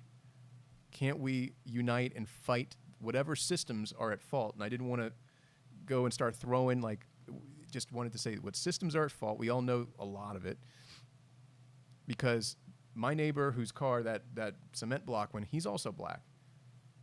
We are just needlessly and aimlessly thrusting our anger in the form of looting. And, rioting to me is like, I don't agree with it, but it's not the same as looting. We can't conflate the two. Looting, I think, is just it's crime. And I said something like, it is crime. It can't be good having crime associated with a Black Lives Matter movement that inevitably is going to be circulating endlessly on Fox News to create more animus and opposition to that valid beef and feeling. And then combine on top of that the fact that it is so self-sabotaging to the message. If anybody involved in that really believes what they're saying, what their messaging, which is Black Lives Matter. And I say that and I get attacked, like lambasted attacked, because I didn't start it with saying his name, George Floyd. I didn't start with the hashtag Black Lives Matter. I didn't do the preamble that anybody, especially a white guy like me, must do in order to have a valid opinion. Right. Even if it's me just expressing what I saw, followed by what I think is a pretty uncontroversial opinion about looting. Yeah. And it's mostly, I said this the other day, it's like mostly upper middle class white girls hitting me hard on this. And one just said, hey, look, looting, this is a girl I used to date. Like, yeah. I was like, who I am. Yeah. I've just turned into a racist? So she says, looting is a legitimate form of expression. And the eye roll, my eyes literally fell into the back of my skull. It's the language of the unheard, is what the people say. Yeah, the language of the unheard. And I think to myself, let's just go with that premise. It's the language of the unheard. Let's say that language, if I'm saying a language in a community that's completely undermining what the community stands for, is that language something that that community should feel is valid? Yeah. The bottom line is, it is a crime to do what these people were doing to their own communities. And me having that opinion with this skin color, if I was any other skin color, it may be more valid, possibly still getting critiqued. And I think that was for me, that was the beginning of, okay, this is going to be a lot harder to solve and have a conversation than I thought it would, because we were all united for 2-3 days. Mm-hmm. Even Fox News was like, that was just unacceptable. That was the feeling I was getting, is I felt this is a horrible, horrible incident. We that can all rally around it. That we can rally around, and there's so much beauty that can come out of this, and now it's muddy. We found something to And people were looking for it, and and it's easy too to conflate somebody like myself, who, by the way, is 100. I think on most issues I usually vote left. Typically, I'm somewhat of a economic, fiscal conservative. Well, you grand own a scale. business, so. Yeah, I own a business. I mean, there's elements of that, but in terms of this like general social policy, I'm like left of center, not hard left, but left of center. Yeah. And so I'm like, hey, we're eating people up that are, a proponent, want to continue this message and amplify the message, which is a beautiful one in that there is a community that is clearly, whether, we can talk about the stats, and that doesn't necessarily reflect what sort of life experience people are having, which is why I wanted to get a lot of your opinion, Hamid, and other people's opinion who have grown up black in America. I genuinely think that at a certain point, if we're going to just nix people from the conversation, then we're going to be in a perpetual cycle that gets worse, and I don't know where it goes. I have something to say about that. I actually have to use the bathroom, so we can either cut it or you guys keep talking. So if you see a cut, it's just because I'm going to the bathroom, but you guys keep talking. let's I'll keep be right talking. back. Keep talking, Yeah, and for if sure, what for we're sure. saying sucks, then we could just edit it. Yeah, whatever. For sure. So I had a question then. Yeah. So regarding the protests and riots, what I read after a few days and what was coming up was that there were some, I guess you could call them anarchists, that were out causing more looting and I guess putting fuel on their fire a little bit. And I wasn't out there, so I don't really know what was happening. Yeah. I just saw some videos and pictures of people that were just like stirring the pot a little bit. Let me be clear. There were protesters and a separate group of people that were agitators and looters and that were taking advantage of the chaos and feeding off of it and finding a way to benefit from it personally. Now, with those types of people in the mix, that make these conversations much more difficult to have because they muddy the water so much. Yeah. I guess my worry as well is I don't know what's going to happen at all either. I want to see some policies change, and I want to see less, I guess, battling amongst ourselves and less miscommunication between one another. But I just don't know how it's possible. Right. We have to be open to having conversation so that people can engage with opposite ideologies and not see them as enemies just for thinking a different idea. To me, I'm listening to what we're saying here on it, and thinking to myself, every intention here is for conversation to spur more conversation to spur ideas, and people. I do think that even though it's the worst form of communication, engaging somebody online in in the most polite way you possibly can is better than no communication. Even though online is an echo chamber, invading that echo chamber is important on some level, even if you're only impacting 5 people. Which is why I love why you guys are, doing this. It's important. I don't know if I necessarily agree with that. I guess my question would be, from posts I've seen, whether it was Cody's post or other posts, you do get 5 people that may learn something, but then there's another 5 that hate you. So For sure. I don't know what the balance would be or how. Well, I would say this. I think the intention in social media is good, right? It's good.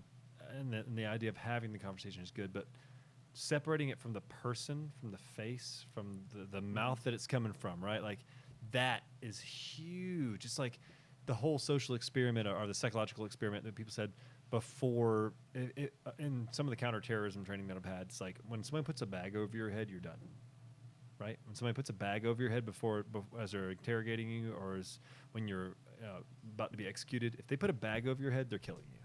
because they're dehumanizing you. They don't have to look at your face. They don't have to look at your eyes, your everything, your emotions.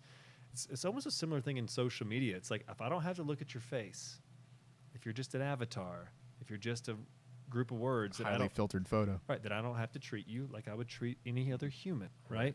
And I'll say this about the riots. It's like, I mean, from what I've seen, this is just my anecdotal experience of what I've seen. It doesn't seem like it's the Black Lives Matter protesters that are causing the riots. We clarified that. Yeah, so it doesn't seem like that's the issue. But I would say this: here's my problem: is when what I call well-to-do white liberals are posting things on Facebook like, black people have every right to burn down the city, burn down the country which they built for free. And I know people that posted that, and I know that they're probably well intentions to the degree where it's like, well, I'm a bleeding heart, like, good person, right? I want justice to be done, but at the same point, it's like you are inadvertently placing blame on the black protesters that are out there just protesting peacefully, and you're inadvertently saying that, so what if they're burning down the city? They have the right to do it. So people are thinking that they're doing it, and I was like, beside myself at some people, man. That's the most toxic thing, because what I witnessed on my block was 60, maybe 70% white people looting. So, and by the way, they didn't look like they were from some poor podunk neighborhood. They looked like they were from the burbs. So what it really is to me, like what I seem to be the phenomenon, or what I see to be the phenomena is not just like, yeah, we have a black and police problem in this country. We have an entire swath of people due to social media that have bubbled up, and they've kind of like reinforced their own conspiracy theories and anti-government thoughts and anti-capitalism and anti-whatever, and they've kind of all built their little bubbles together. Well, at the first chance that we get, we're going to protest and riot. At the first chance we get, we're ready to jump on that bus and go to whatever city and make it happen, right? And I think what you have is, 3 to 4, 5, 6, if not more, different groups that are out there doing this all at one time. I mean, you have your Antifa, you have your Black Lives Matter, you have your Boogaloos, you have a whole bunch of different branches. I'm just trying to represent the different trains of thought here. But like those people, everybody has like their extremists on their sides that are ready to just watch it all burn, right? How do you get into it? By the way, I'm not asking for myself or for a friend. Yeah. But what do you like? Is there like a website that you go to? You're like an Antifa hotline. Here's the thing. From what I understand, and I know some people that are actively involved with Antifa, but they won't admit that they're part of Antifa. And this is up in Minnesota. It's some of my friends from the parkour community back in the day. And I wouldn't really call them friends now, because I saw pictures of them like in front of the burning precinct and being like, we're taking it back. And I was like, I can't be friends with you. Mm-hmm. Like, I don't support that. I don't support that type of protest, Yeah. So, and I know some people are going to be really angry with me because that's a big triggering point, and they haven't listened to the entire conversation that we've had up to this point as to why we believe what we believe. Hey, if you've gotten this far. If you've gotten this far, then maybe you're on the team of reason. But so like, what I understand is that like nobody in an Antifa wants to really define what Antifa is, because once it was defined, it could then be defined as a terrorist organization, which it already has now. But that was the whole purpose of like, what is Antifa? I don't know what Antifa is, but they have meetings. You're like, what do you mean you don't know what Antifa is? You went to the meeting. Like, what do you know what Antifa means? You all went together on your little text list or your group me, and you all went out there and did this like riot together. Antifa's not a group. They're like, well, Antifa technically just means anti-fascist. Aren't you anti-fascist? Everybody's technically anti-fascist. You're like, yeah, but I'm anti-fascist, but you call everybody that doesn't agree with you fascist. That's a different ballgame. Like when you call everyone that doesn't agree with you fascist. It's like, I get it. You can, and the biggest Antifa tagline is by any means possible. Yeah, I think it was Che Guevara that actually coined that term back in the day. If I remember correctly, you could look it up. I don't remember if that's right or not, but I think it's where Antifa got it from. But it was like by any means possible. And it's kind of like, we're going to install our new socialist, communist, Marxist government by any means possible. It doesn't matter if it's chaos. It does not matter. So it is a political movement. It's a political movement. Okay. But the issue is when people don't take them seriously is because it is essentially, it's a lot of people that just couldn't make it in society. That just couldn't make it playing this game that is our capitalistic game, and they didn't make it on accident, or they didn't make it on purpose. Like, they didn't want to be involved in that game, right? So they want to the idea is to push forward against anti-fascism, but the goal is socialist, communist, Marxist style of government. Some people are anarchists, but most of them want to install some type of like get rid of money, get rid of inequality of any or inequity of any kind. And the issue the issue is that actually is a charter of Black Lives Matter as well. It had been. Up until about a year ago, I looked on Black Lives Matter website, and on their website was a charter for reparations, was a charter for trying to institute more socialism in America, and and reduce inequality to a degree where everybody has the same thing, giving land to people of color, all this different kind of stuff, pretty extremist stuff. And then recently I looked at it again and it's gone. So I don't really know. I mean, it's got like almost a new responsibility because corporate money is going towards the organization. Right. Like if we're going to support you, you can't be pushing them towards that. Right. Yeah. And so one wonders, what exactly does the organization now at this juncture advocate? And as far as most people know, they're advocating just a more just society for Black people. I can't imagine anyone, at least in my circle, that wouldn't be for that and want to, go out there marching. So I went to 2 protests. I went to one that was at the governor's mansion.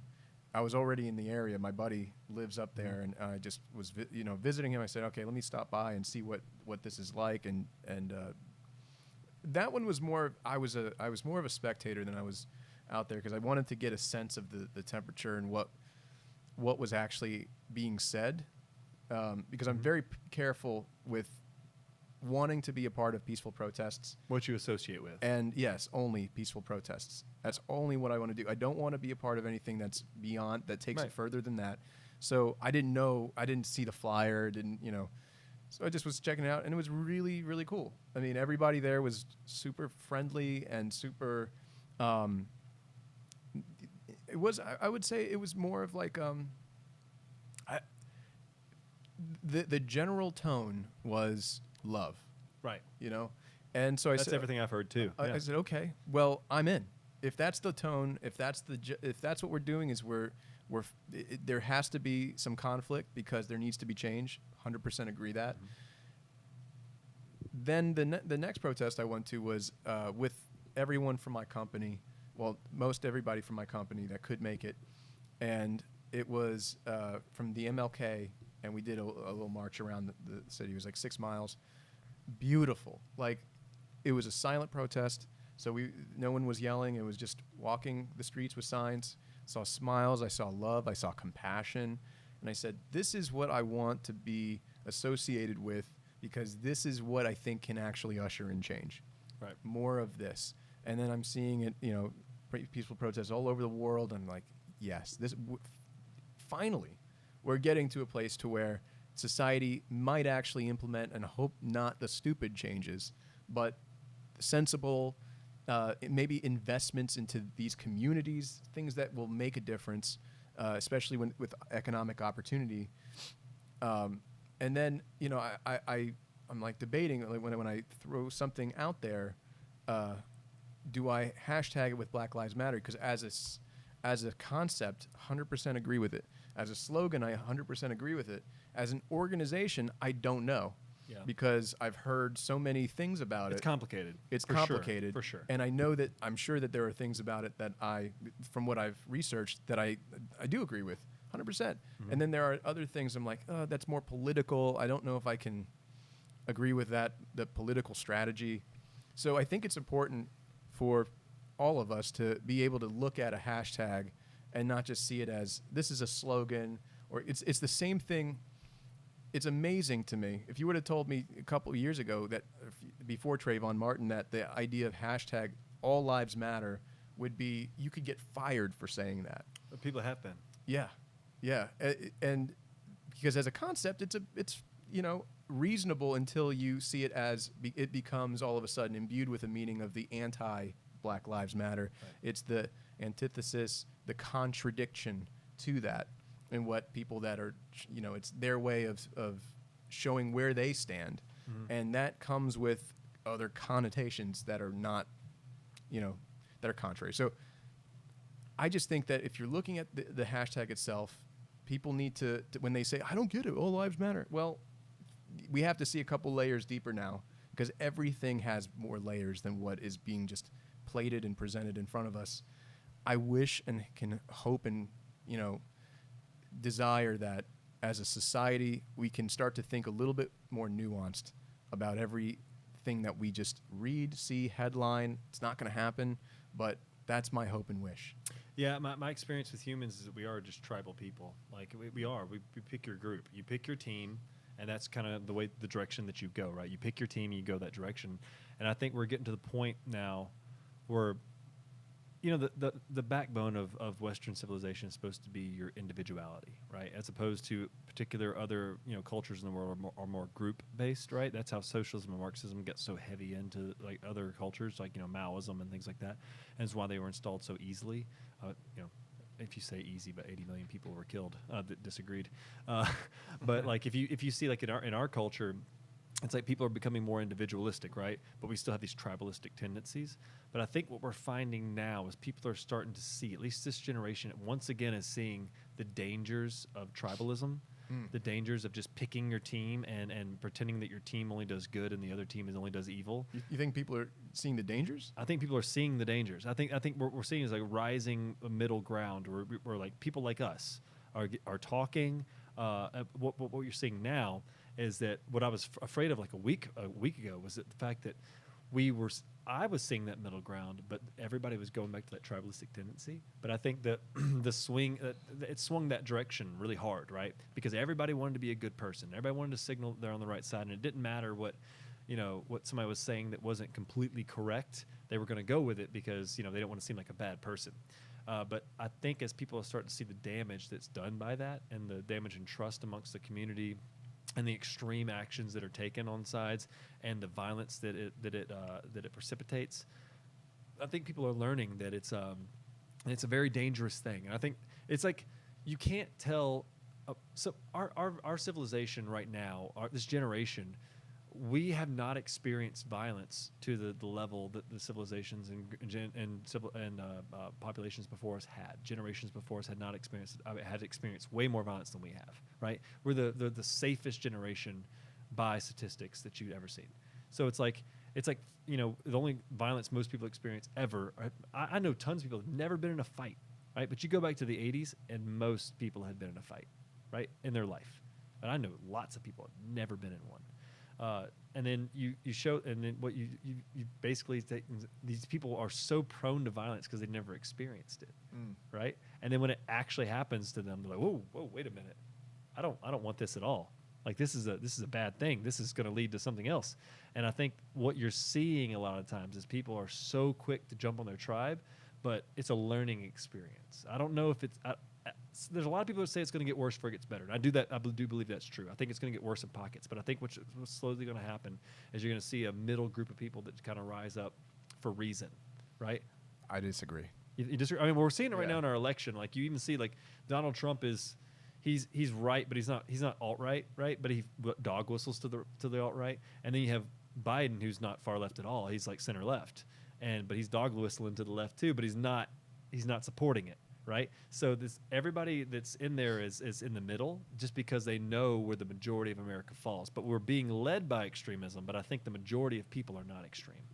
They just got to speak up. I agree that, and I almost see it as this is a huge benefit to society when people that are voices that can articulate a position from the middle are louder or as loud as the people on the fringes, which hasn't been the case, especially during this administration. You haven't seen vocal people out there. Like, I miss Jon Stewart a lot. These are moments where a voice like him can help to heal. He actually spoke about like a week ago about it. Oh yeah, yeah. He did some type of video. I haven't seen it, but I've heard it talked about it. Like somebody was talking about it's like second or third party. Somebody was talking about saying like he was basically lambasting the system right now because he used to be pretty like he was left, but he was like pretty center left and reasonable. He would make fun of everyone. Yeah. But now like all of his all the people that not predecessors, people that come after him, were saying that he was pretty much disappointed. You know, like they're fueling this fire as opposed to in the name of change. Right. Yeah. I mean, I love Trevor Noah. I love John Oliver. I think they're funny. But there was the new John Oliver. I just saw the episode on policing. Yeah, on policing, and I thought, you know, usually because they have the best writers out there, I think, in my opinion, and they make their points so well, so articulately. Even if I disagree, I'm like, that's a challenging argument. The defund the police argument that he was making, I was dumbfounded at how dumb of an idea that was to me. I thought, okay, and I know people are gonna. This is the clip that'll get shared, if any of them, of me just. Nobody's watching this. Is fine. Defund the police is the dumbest idea, because don't we want to raise the bar for policing, to raise the standard? To if we paid officers more, made it harder to become a police officer, put more money into training. That's what people are saying. Poorly trained officers get better recruits. Yet we want to pull funding from that. And by the way, absolutely invest into these communities. They don't have to be mutually exclusive. Why is it one or the other? Why is it a zero-sum situation? Defunding the police, all it's doing is it's creating a scapegoat now, where people are exacting revenge. You have the looters, and that's one sect of a certain movement, or they're apart from the movements, most of them. But then you have the general mainstream, and it's becoming more and more mainstream. You got John Oliver, I heard Trevor Noah, I heard all of these pretty reasonable people on the left that are now, corporations are now getting behind this idea. And even some people are taking it further, and they want to abolish. And to be fair, when I think a lot of them are the Democrats just suck balls at creating a brand or putting out a message that's clear. Because if they say defund the police, but it comes with a whole bunch of explaining, we don't really mean defund the police. We mean more like reallocate money to this certain areas and education and all that. There are some people that absolutely do mean abolish. Oh yeah, they do. There are those people, and you can't. It's already happening in certain places too. It's unfortunate that there are people in society that imagine what happens if, let's just play this out. You defund, you abolish the police, you disband, and you don't do what they did in Camden, where they put a new police force in They place. just put the sheriff's department in charge of everything. Yeah. Pretty much, yeah. Yeah. So what happens? Well, one, we've seen in other countries what happens when you remove, just because you remove authority doesn't mean you remove authority. You're just creating whoever the most violent among the society becomes the new authority. Yep. Then you add the other layer, which is the more like, if you're a libertarian or you're whatever, the next layer of fighting that is, well, there's so many different, as you know, levels of law enforcement, not just your local police, but you got DEA, you got FBI, you got GBI here in Georgia, you have, our military. So you have so many different levels that just then they will have to deal with those hardened criminals, or they won't be dealt with, and it becomes the purge. None of it's well thought out. None of it's clear. None of it has any sort of substantial good result at the end. It's like an angry child being reactionary. Yeah. That's the way I look at it. It's like whenever everybody knows that kid growing up that was just mad at his parents for some reason. They're just like, I hate you, Dad. Screw you, Dad. I'm doing whatever I want. And they just like do everything possible in their teenage and college years, or what's supposed to be their college years, to screw over their parents, or just like spite their parents. And I think we have a whole generation that is like that right now. Not the whole generation, but a lot of people of that generation that are like that. And everybody wants to always take the most extreme position because, and I've heard people on the left really try to justify that and say, well, you take the extreme position so that the other side will take, a less extreme position, and then you'll find and you'll meet in the middle, and then that's what you actually really want. But that's not true. That's not what people are actually doing. There's actually people that really want to abolish the police. There's actually people that really want to get rid of police departments. And then quoting, things like Camden, New Jersey, which was not an abolishment of the police department. All they did was just get rid of the police department like that, and then they brought in the county. They brought in the sheriff's department. They actually doubled the amount of officers per capita. But they didn't. This is maybe wrong information, but to my understanding, Camden fired the police. Oh, they disbanded the police department, and then they hired a whole new crew of police in that The district. states, they brought up the redistricted. county and the state, yeah. Okay. So they essentially turned it over to the county and the state. Gotcha. In that case, if that's happened before already, before all this went down, this happened in New Orleans years ago. They were found to be a corrupt police department. I think in the late 90s, was it late 90s or early 2000s, something like that. They were found to be a corrupt police department. They completely disbanded the entire police department and built them back up from the ground up, which that needs to happen sometimes, because whenever corruption gets so deep, you got to tear it out root and stem.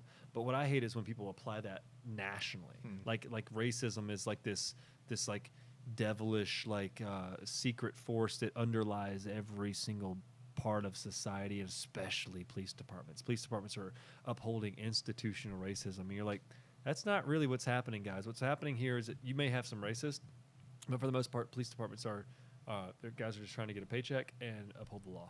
That's what they're trying to do. And I call this the soft bigotry of low expectations.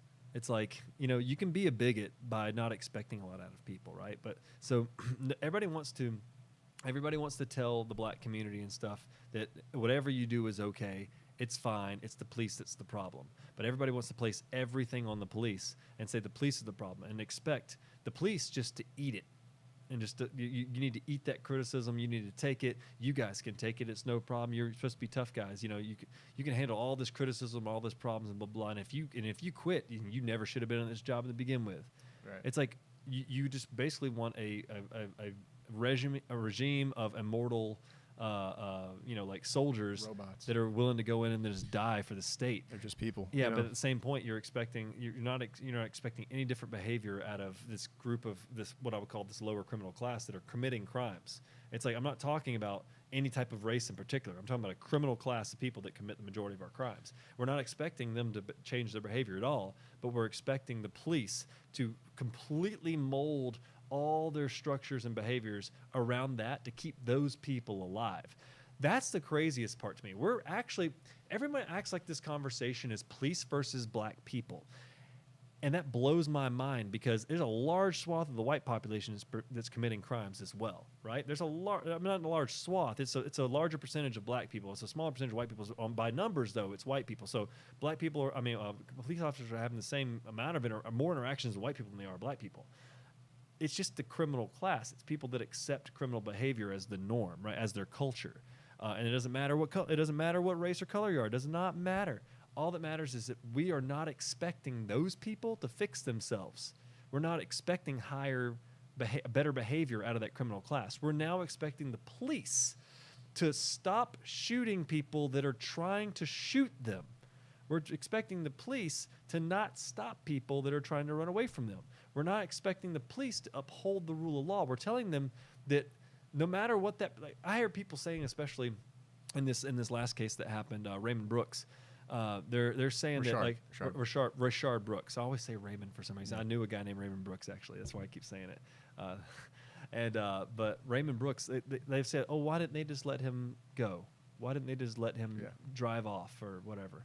Well, they tried to call a friend for him. They asked him if he could have a friend, come and get him and things like that, and try to figure out what they could do for him. They stood there for like 30 minutes after the field sobriety test. It's like they did their due diligence to see, hey, is there any other option where we don't have to take you to jail? When they finally did, he cut and ran, right? And people say, well, when he started running, they should have just let him run. When you establish a precedent of letting a DUI, person that's you have suspected, and you in your reasonableness as an officer, as you've done your field sobriety test, you see that person is too drunk to drive. They're 0.108 on the breathalyzer test, which is like 2.5 drinks over legal limit. That's a lot of drinks. It's 6 or 7 drinks at least, and for a lightweight, that would be like plastered, right? And you're seeing that happen, and you don't have a choice. You gotta uphold the law. Now, when he runs from you, let him go. What kind of precedent are you setting for that? Let me play the advocate here. Yeah. Okay, but then why do you have to, when they're running, shoot? If the officer was, if he said the taser hit his arm, once that taser's been shot, there wasn't another. It wasn't. I don't think that was a taser hit his arm. It was the stun part of the gun. Part. Okay, yeah. got you. So a taser has two functions. It has the stun gun, which is it's called dry stunning. Right. You can stun somebody with it. And then the prongs. And that doesn't lock them up. That just hurts. Yeah. And then you have the prongs would come out, and when they hit your body, say it hits me here and here. If it were to hit me like that too close, I wouldn't get an actual arc, so I wouldn't get a body lockup. But if I shoot you from over 10 feet away, and it hits like this, then I'll get a full body lockup, which means you fall like a board to the ground. Right? That's what a taser is good for. But I would say more often than not, tasers don't work as intended. Right? But at the same point, 2 weeks prior to this, during the riots or the protests, Atlanta police officers tased somebody excessively. And the DA filed charges against those police officers for excessive use of force, claiming that the taser was a deadly weapon. So when Rashard Brooks fires that taser back at an officer, actually fires it, and the officer shoots him within that split second of that, he has all the reason to claim it was as a deadly weapon. And not only that, whenever let me just give you an example. There is documented cases where people have taken cops' tasers from them, shot the cop with the taser, taken his gun, and committed crimes with him, or then killed him. And that's something that police officers are taught in training constantly, is that every time that you go into a fight, it is now a fight with a gun because you have it. Now, it doesn't matter if you pull it. If somebody's fighting you, you got to assume. You have to assume. Let's just say this. If I get in a fight with you and I know you have a gun and it's life or death, and I think I have to get away, are you going to, if you have a gun on you and I'm reaching for it, are you going to assume that I'm trying to kill you? Of course. Of course. Yeah, of course. Like, and have to assume. Now, you can't assume the right. worst. Now, you could scenario. not assume that, but I would say half of the time you'd be wrong and that person's going to kill you. Yeah. More than that, probably. So Raymond Brooks. Rashard Brooks. Whenever he did that, I'll just call him Mr. Brooks from now on because I keep messing it up and I'm disrespecting people. I know that. But whenever he fought two officers, they were cordial the entire time, including him. He was cordial the entire time. Yeah. Both of them, all three officers, all three people, the two officers and Mr. Brooks were all cordial. But problem is Rashard was on parole for abuse of a child. He was on parole for a couple other different things, I believe. One of them being theft of property or something like that. He was on parole due to COVID. Back to jail. He didn't want to go back to jail. And in my experience as a police officer, and they knew this. Both the officers there evidently knew this because that's why that one cop called for backup, as this guy was on parole. In my experience, people that are on parole or probation are the worst because if they know they're about to go to jail, they're going to go to jail for a long time because you violated your parole or you violated your probation and you've doubled your sentence. And they know this. So this is a person that has nothing to lose, right? So when people paint him as family man, excellent person, I have to stop them in the tracks and say that's not true. Well, what does it matter? What does it have to do with the shooting? It has everything to do with the shooting because it talks about his motive as an individual. Why was he willing to punch a police officer? He head spiked one of the police officers. One of the police officers went head first into the ground. He head first into the ground. He's punching guys. He gets up. He fights both of them off, grabs that taser, and takes off. He could have kept running, just like the police officers, quote unquote, could have let him go. Rashard had no reason to turn and use a taser on a police officer. And that police officer had to have the reasonable suspicion. He was drunk. I mean, that's why he did it. Probably. Yeah, super drunk. Probably. Right? And that the police officer had to assume that, if he hits me with this taser, I could die tonight. Yeah. And that's what people don't get. They're like, well, the police officer should be willing to die. You know what? I'll look at you in the camera. Screw you. Am I supposed to die just on a whim? Am I supposed to die just because... You have kids, Yeah, it's like... This is the thought, though, and I watched the video, and the first thought I had was, how is this one guy this one drunk guy overpowering two cops? Because they're not hitting him. Struggling with his wrist? Because they're afraid to hit him with the batons. They're afraid to punch him in the face. They're afraid to do what they have to do to effect the arrest. They are scared to death because of the current climate that they would be accused of police brutality. So if you're allowed to use your hands and go hand to hand with somebody and put some hands on somebody and maybe leave redness, swelling, or bleeding. You can't choke them. You can't put them in a chokehold. And after the chokehold thing, everybody's scared to death because now they're banning chokeholds. It's the stupidest thing I've ever heard in my life. Right. As a person that has experience in over 15 years of martial arts, There is a way to apply a blood choke to someone's neck without leaving any redness, swelling, or bleeding. I've done it plenty of times as a police officer. I've done it. I have done it plenty of times as a police officer. And every single time, as soon as that person goes out, as soon as they go out, hold it for one more second, loop their hands around their back, handcuff them. They wake up and they're like, how am I in handcuffs? But they're not injured. They don't have any cognitive problems. They don't have any types of redness, swelling, or bleeding. So it's like that's actually a pretty humane way of doing that to people instead of having to beat them into a pulp until they submit. Like, and why would you beat them into a pulp? Well, at the end, every single law is backed up by the barrel of a gun.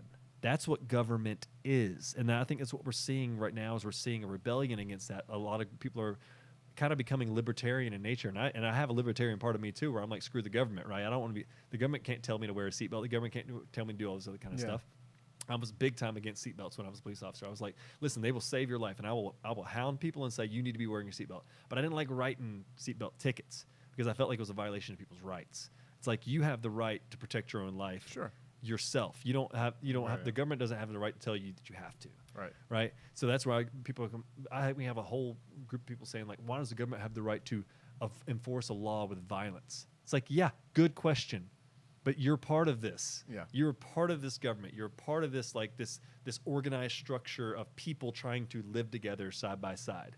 And when you get into big cities, people's interests and motivations conflict. So we all got to learn to live with each other. So we make laws. And sometimes those laws are stupid, right? Sometimes our use of force, I just burped into the microphone. Sometimes our use of force is because somebody's acting so unreasonably in response to just a simple thing like, I'm going to take you to jail for DUI because you blew a .08 and you failed your field sobriety test, all this kind of stuff. I'm going to take you to jail. Well, if that person fights you and you decide, well, technically I can't enforce it by physical means, at what point can you enforce it? It's completely castrating any ability for the police to do their job, and it's already a hard job. And I know that this conversation I've been very much. I do believe that the police have a hard job. It's almost an impossible job.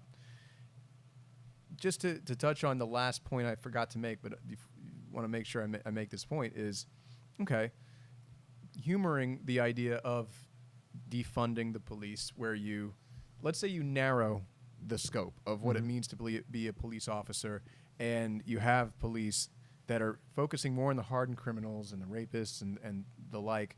And let's say we have social workers or psychologists, people that just are focused on the more menial tasks that we expect police to take on. Do you feel like that has a valid point to it? Is it? I actually do agree with using more social workers on the job. I don't think that you can replace police officers with that.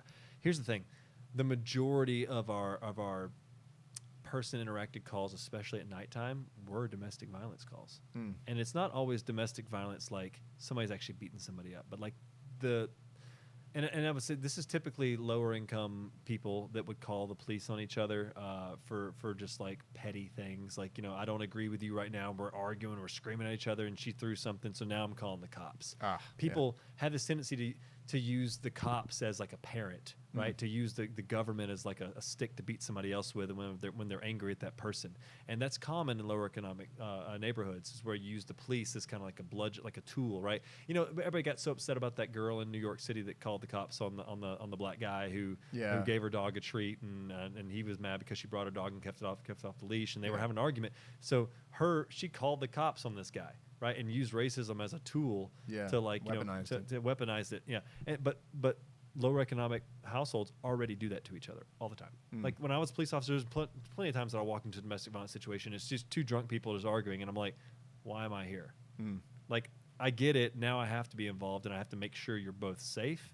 But really, you two just can't solve your own problems, and you're calling the police, and I have to play Dr. Phil now. So you should have been a social worker, or somebody that's more of a psychologist. No, I had training in that because I was criminology. That was my major. Did, but did they train you as a police officer? No, not really. I mean, you're taught what could happen. Essentially, you're taught like scenario training of what could happen and what to look for. But ultimately, what you're really looking for as a police officer is like, is somebody about to die right now?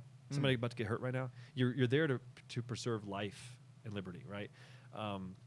But I think if we had social workers that were 24/7 on call, like awake at the time. At the nighttime is when most of these domestic violence happen.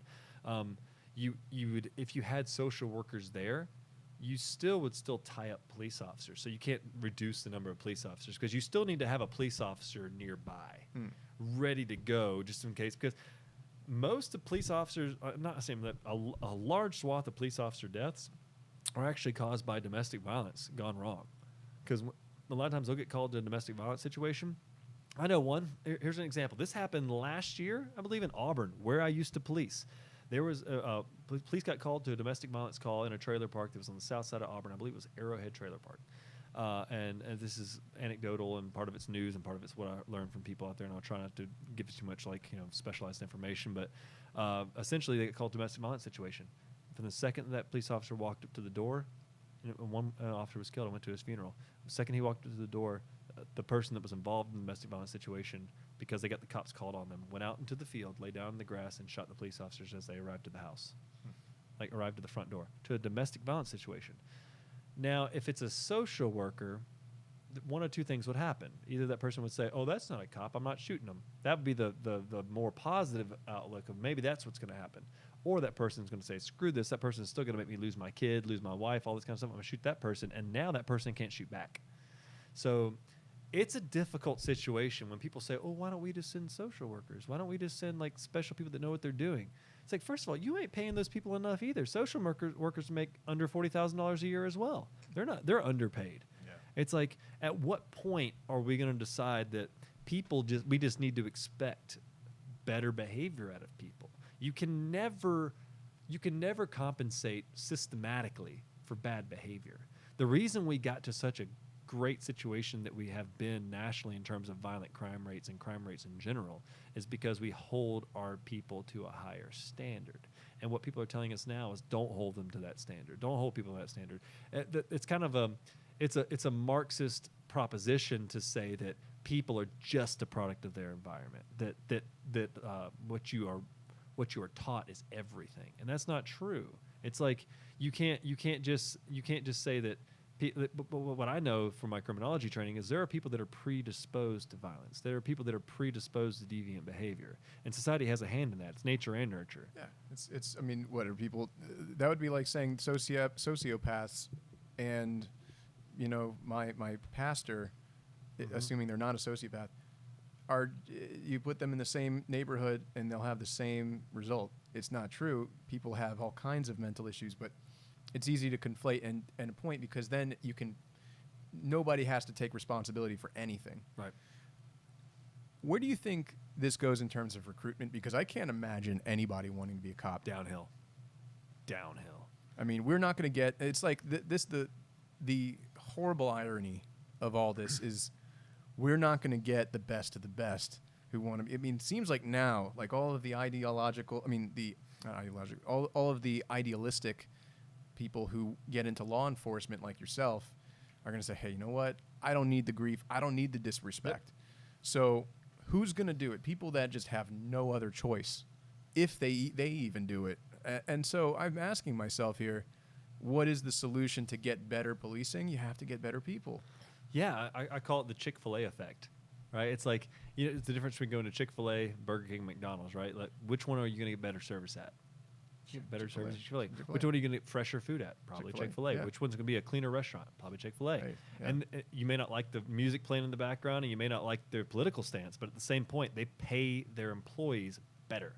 Yeah. And because they pay their employees better, they can afford to hire higher quality people. They're going to get the cream of the crop. So it's the same thing with policing. It's like if you're paying people $30,000 to $40,000 a year to do one of the hardest jobs, and people say, "Oh, well, technically crabbing is harder than policing." It's like, yeah, but that's by chance. Policing is like a guarantee that you're going to be involved in crappy situations. Like you're not going to be killed by a wave, but you're being killed by another human being. Yeah, I mean that's just ridiculous argument, but like and to expect the amount of like know-how that we expect officers to have. I'm telling you, man. Like when I went to academy, it was 12 weeks, but like we had to learn how every single utility in the city functions, like how like power, water, because we had to give random civil advice all the time. On top of that, in domestic violence, on top of that, in criminal procedure in terms of like the law itself, and then how to do detective work in terms of like how to investigate crimes. How much martial arts training they give you? 1 week. man, you see, Yeah. that's crazy. It's crazy. That's crazy. It's crazy. How do you have 1 week of martial arts training? We went over this at Jefferson. Yeah. Like and yet, I mean, because you know, I'm not myself a martial arts fighter, but I know from having so many friends who do mixed martial arts that if you take 6 months off of fighting, you're gonna get the rust. And For sure. And so let's say, you know, these two guys. I'm just gonna make this is total speculation. Have no expertise or evidence for this, but I would imagine if they had better martial arts training for risk control or something, and they could subdue this one person who's resisting arrest, that they would find themselves with him in the back seat of their car.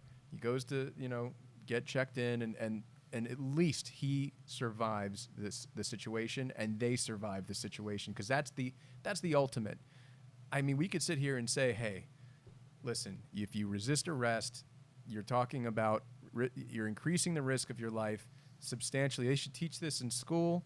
They should teach this in church. Teach it everywhere. What to do. Police should be out there on a campaign to say, this is how you handle an arrest. With the community engaging, you said ride-alongs? Mm-hmm. Ride-alongs. Yeah. Maybe that would help. Most police departments offer ride-alongs to any civilian that wants to take them. See, I didn't know that. I didn't know that either. I didn't know that. Interesting. I don't know if Atlanta's doing it right now, but probably not. Yeah. But I'm saying, like, you know, if let's say you take a young kid on a ride-along, how do you get better people? You can't take young kids. They got to be 18, I believe. Yeah. Oh, really? Yeah. Okay. Well, for safety You probably reasons. shouldn't, yeah. Yeah. I mean, I would. You want to hear about my first ride-along? Sure. Let's hear about So it. I was in the criminology program at Auburn, and I had to take some type of, like, you know, experience class do some type of internship to get part of my criminology degree.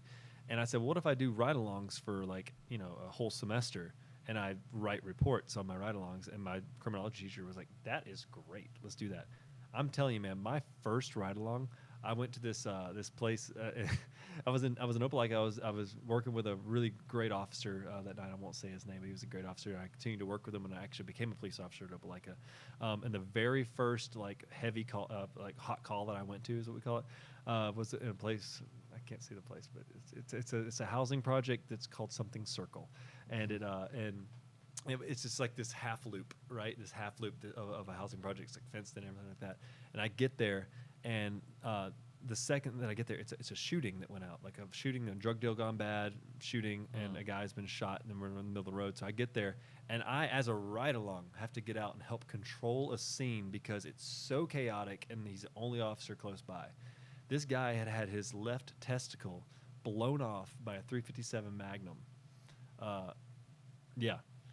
Because Wait. In that moment? yeah, like literally a minute beforehand. Yeah, we got there with the first people close. So I spent my first night as a ride-along helping out on this scene in terms of just keeping the order and being extra eyes for the cop. He even, like, told me, he's like, hey, there's an extra backup pistol in this glove compartment if people start shooting. You know, like, in other words, like, Wow. yeah, and I was like, you don't need this right now, maybe, but it's there just in case things get bad. And that's how bad it gets on the street. People don't get that. They're like, oh, cops walk up and people just listen to them. No, it's not how that works at all. Like, I cannot tell you the number of times that it's absolute chaos. And people are like, well, you should be able to control a scene. It's like, well, maybe you should get a higher quality officer. Because, listen, I had, like I said, 15 years plus of martial arts training, like almost that whenever I got into policing. And I'd done a lot of different types of martial arts, right? Yeah. So I didn't feel the need to have to constantly hit people in the face, or I didn't have to use my asp. Or I used my baton on certain, like, areas before I would use pepper spray, Right. or I didn't have a taser, right? I didn't use a taser, but I never had to use my pepper spray in the line of service. I've had to draw down on people. I've had to take them out physically by hand. But every single time I did that, I tried to do that in the least amount of force as possible. But because I had that training, I was able to do so. You seem like the type of person. You are the poster child of who the police Oh, should don't be say that. recruiting. I'm saying that because I know you. I know you as a person. There's a poster back there. Yeah, like, as far as, like, let's hang this guy's picture and say this is what we want to be recruiting: people with martial arts training, that are 4-year degree. intelligent, 4-year degree, 4-year degree. thoughtful, has, you know, a moral compass, all of the different levels of moral idealism that you'd want for somebody to be in that role. Right, but I mean, I'll say this too: the average IQ of police officers is about 104, which is 4 points above the average public. But that's still not very high. But I knew a lot of guys that weren't book smart, by what you would think in terms of like the smartest people in the street. It's not that we need people that are intelligent, right? Some people are too intelligent for their own good. Like they don't know the right from the left, right? But I knew some guys that were not the smartest in terms of book smarts, but they knew the law because they were industrious. Like they had that on the Big 5 personality test. You can tell these guys were industrious and they worked hard and they got out there and they were really good at like finding the triggers for crime. They were really good at like finding out who was up to something. Right, and they were good at like staking out and seeing things go down and arresting those guys and pulling over the right people and things like that. And it had nothing to do with color. It was just markers that like identified criminals, like criminal behavior. Right. There's people get so mad about saying that that person was profiling me. If you're not profiling as a police officer, you're not doing your freaking job right.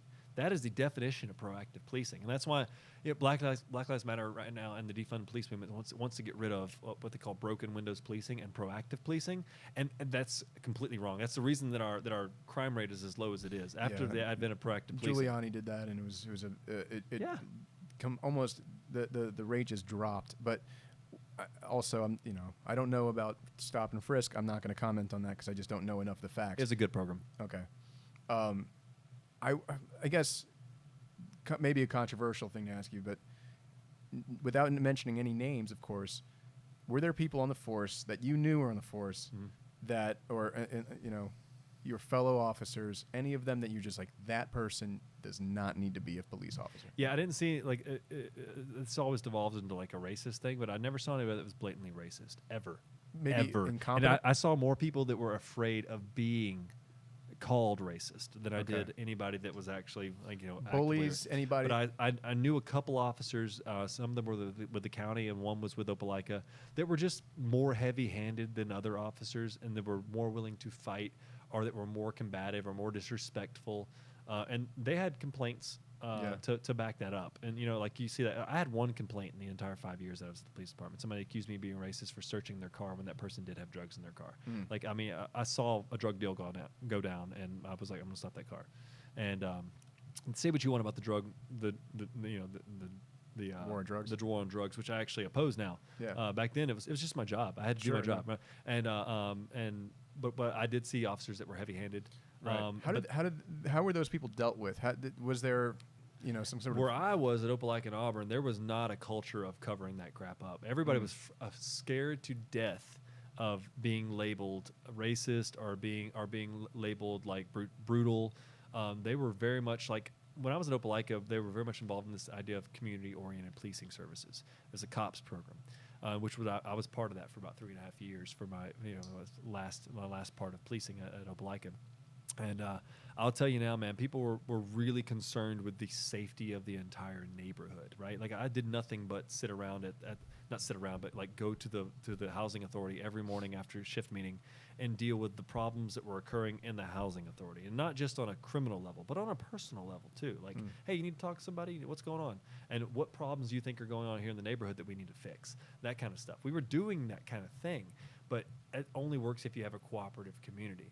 But what ends up happening in a lot of these big cities is you don't have a cooperative community. You have communities that are wholeheartedly against the police because they want to commit criminal activity to make money and to push forward in life, and the police get in the way of that. It's an entire culture, and we're pretending like those I say it again, we're pretending like that percentages of the people that live in the inner city that are committing these crimes are representative of any population. They're not. We're dealing with crime from the same 10% of the population, and we pretend like we're going to expound that to everybody else. That's just not true. And I will say that I did see heavy-handed officers. I saw that. But here's the thing. Those officers, you're going to be dealing with different personality types. Here, I was on Klonopin for 15 years, and I was on Klonopin while I was a police officer. It was impossible to get me riled up. You can ask any of my supervisors beforehand. It was impossible to get me like dog cussing somebody. I would not do that because I was even keel. But we're asking that officers be all like that when I had a chemical advantage because I was on a drug. I was on a legal drug that I was prescribed that gave me the ability to be just logical, Mr. Rational, robot over here. But you expect every single police officer who's a human being with blood flowing through their veins to not have a temper? Mm-hmm. You're expecting them to behave perfectly at all amounts, and you didn't pick from the top of the barrel.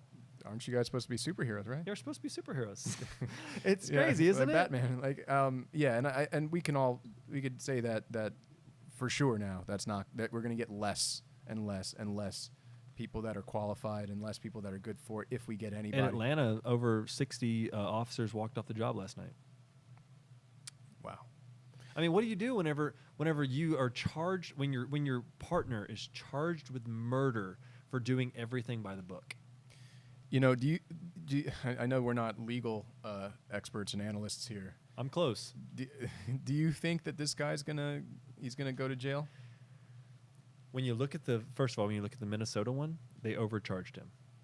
Second degree? They overcharged him with second degree. He should have been charged with third or manslaughter. Did he know the guy though? Shouldn't he? I mean, so now that we know that he knows the guy, yeah. I'm wondering if they can prove intent. Yeah. Originally, I was thinking they overcharged the guy because I'm like, oh, they're going to overcharge him and it's going to get him off. Because if you overcharge somebody and they can't prove that, then a lot of times that person gets off because you can't be double jeopardy. I don't see any jurors, especially now. Yeah. But, imagine being the juror, the body of people that are responsible for the unraveling of society that will happen if this guy gets off. What's crazy to me is how quick people are to just jump on the bandwagon because they don't want to stoke dissent. They don't want people to be angry at them. So they're just like, oh yeah, I'm just going to say this guy's good. It's happened. I will say this right now. I cannot stand, I don't know personally the mayor of Atlanta, but the fact that the police chief resigned so quickly after that first incident, it was a protest resignation to me. You can say how nice she was about it, but it was a protest resignation in my book because the Mayor Bottoms, is not supporting her police department. They're even doing stupid crap like, oh, we're going to give each officer $500 tonight for staying on the job. When you got to incentivize your cops through just a $500 bonus for the night, you're doing it wrong. Yeah. Because your officers don't feel like you're backing them up, and you're just pandering to a crowd. You're pandering to a criminal crowd. This isn't black people. That's not. Criminals are not representative of black people. Why do we have to lump criminals in with black people? It's the most garbage idea I've ever heard. It's racist. It's super racist. I know tons of black people in my personal life, and none of them are criminals. Yeah, it makes it. It's angry. I'm so angry I want to cry because I know tons of people. One of them is sitting across the table from me, and it's like I'm so angry about it. It's like the fact that people think that we have to lump black people in with criminals just because there is a facet that is committing criminal activity. There are facets of the white population that are committing criminal activity. We're talking about criminals. We're not talking about white people. We're not talking about black people. It's infuriating. It gives me goosebumps. I'm so mad about it. And Keisha Lance Bottoms, look, I donated to her campaign. Our company did. I'm a supporter in the sense that she came into the job saying, I'm going to continue the economic policies of our previous mayor. And I said to myself, okay, well, he's done a damn good job for our film community, which we're all a part of. And she was going to continue that. And I say to myself, okay, I assume that every mayor is going to want to have a good relationship with their police department. You would assume that, You would assume. I don't really know the details, so I can't speak on the Keisha situation. I do know that nobody in New York that works in law enforcement has any love for Mayor de Blasio. He is, I think, the most hated mayor in this entire country. Right. I couldn't imagine the fact that he told people to stand down from looting, but yet at the same time, I mean, you're not protecting the community, but at the same time, you're coming down hard on officers when they're actually in doing what from what you're saying, they're doing by the book. Now, it is, to me, again, it's putting out the wrong message. Right. I see it going downhill. We all acknowledge this is not going to continue to get better. So where does it go? You have the powder keg of you start this year off. First of all, this year's been crazy, and everybody says that, but people forget we had an impeachment at the beginning of the year. We had the Australian wildfire. We had, obvious other incidents of climate change and issues like that. Then you factor right at the edge of impeachment, you had Kobe dying, and then that was a blow to so many people out here that just value what he stood for as an athlete, etc. An iconic figure. And then from there, obviously, we had COVID. I got COVID. That first, I was scared to death what was going to happen, not only to society, but to myself when I got it, because nobody knew anything really other than what we were hearing about in Italy. We didn't trust what China was saying. Shouldn't trust what China's saying. For good reason. And so I was like, this is it. We're now going to see.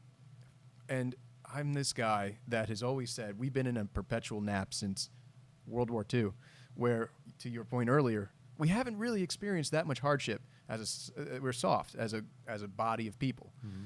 So I'm like, okay, maybe in my head I'm thinking maybe this is good. Maybe a little bit of hardship. We're not really being asked to go to war. We're asked to watch Netflix for a month. Stay at home. Then this happens, and it's the perfect powder keg leading up to November, an election that's the most divisive human we could have possibly found out of 320-some million people, against somebody that a lot of people have zero confidence in his. They feel he has cognitive decline, which I agree. I agree too. Yeah. So everybody's concerned. Everyone's concerned. Where does this go? I have no idea where this can go.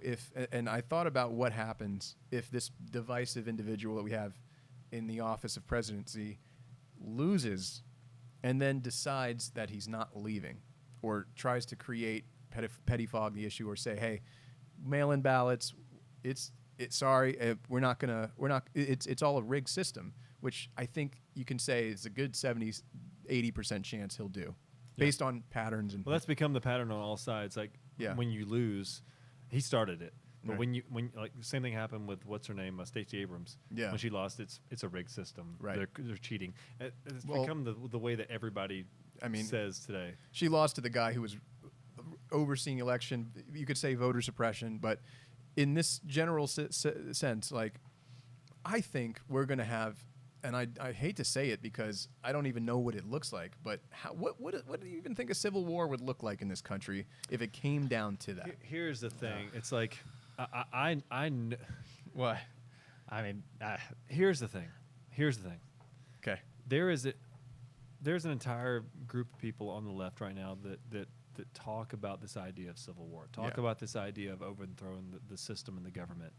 But these are not people that own guns and ammunition. Yep. These are not people that have an ordered lifestyle and have monetary means to do so. But I know plenty of people on the right that are just the typical God-fearing American that just is conservative just because they have a wife and kids and they're trying to live their life. Yeah. But they also own body armor. Heck, I have 3 sets of body armor back there. I'm not a conservative by any means. I'm just like classical liberal, a little right leaning on a lot of subjects. It tends to be, but I'm open to discussion. Yeah, sure. But like I got guns. I got guns too. Yes, I got guns. Yeah. I got body armor. I've got bug out bags, that kind of stuff. Mm-hmm. Just because I have that experience in tactical behavior. But it's like a civil war is not going to happen like people think. What people are already seeing is in groups like the Boogaboos or the Boogaloos. What do they call them? Boogaboos. The Boogaloos. That was a TLC song, right? Boogaboo is a TLC song.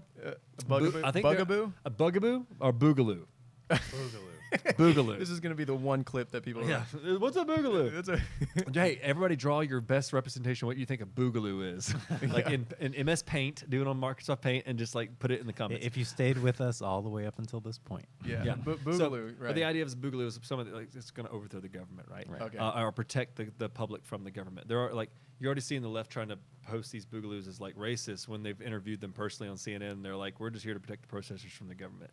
It's like, but what you're seeing is like these people that are not afraid of violence. They're not afraid of having to do that kind of thing. But it's the last resort. Right? So these guys walking around with the ARs. Yeah. Now you got a few crazy ones that are like ex-soldiers that are like, oh, I'm going to go shoot a security guard, which happened, by the way. Somebody shot a security guard. And it's suspected to be a Boogaloo guy.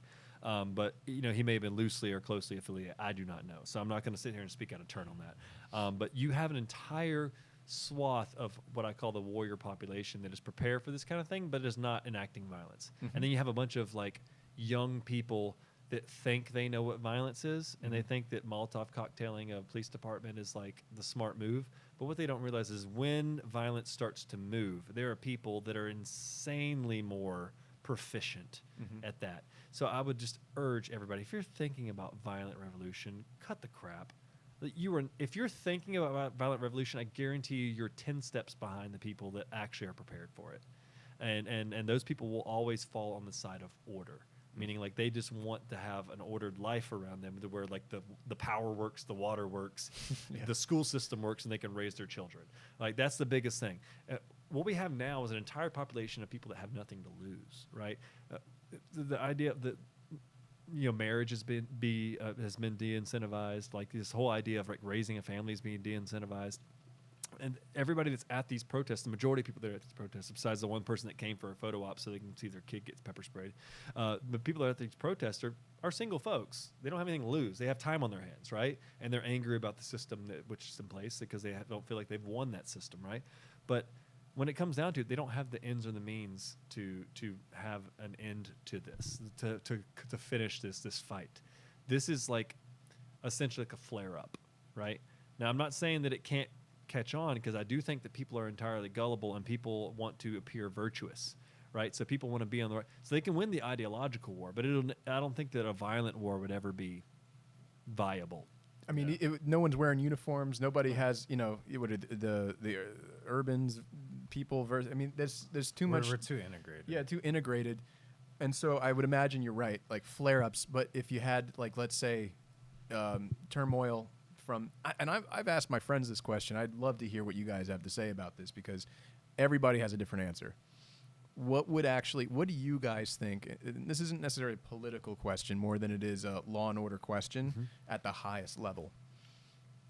If Donald Trump decided that he was well within his rights to either try to stave off the election, and he could say second wave of corona or whatever, or they have the election, he loses by whatever margin, could be the thinnest possible or a substantial, and he says it's all bullshit, and he doesn't leave, and he just refuses. And do you think his supporters, who we all know, the hardcore Trump supporters, they may be law and order people, but at the end of the day, a lot of them would consider going and defending who they believe to be their champion if they felt he was being unjustly pried away from the White House? I think a percentage of them, but I think it's an entirely small percentage. I think most people voted for Trump because they had to. Like, they felt they had to. Not because there are some diehard Trump supporters that are just like, oh, I would die for that man. He's a savior of this country. He's a new Christ, all that kind of stuff. But I think the majority of Republicans that voted for Trump voted for him because they didn't want to vote for Hillary. Right.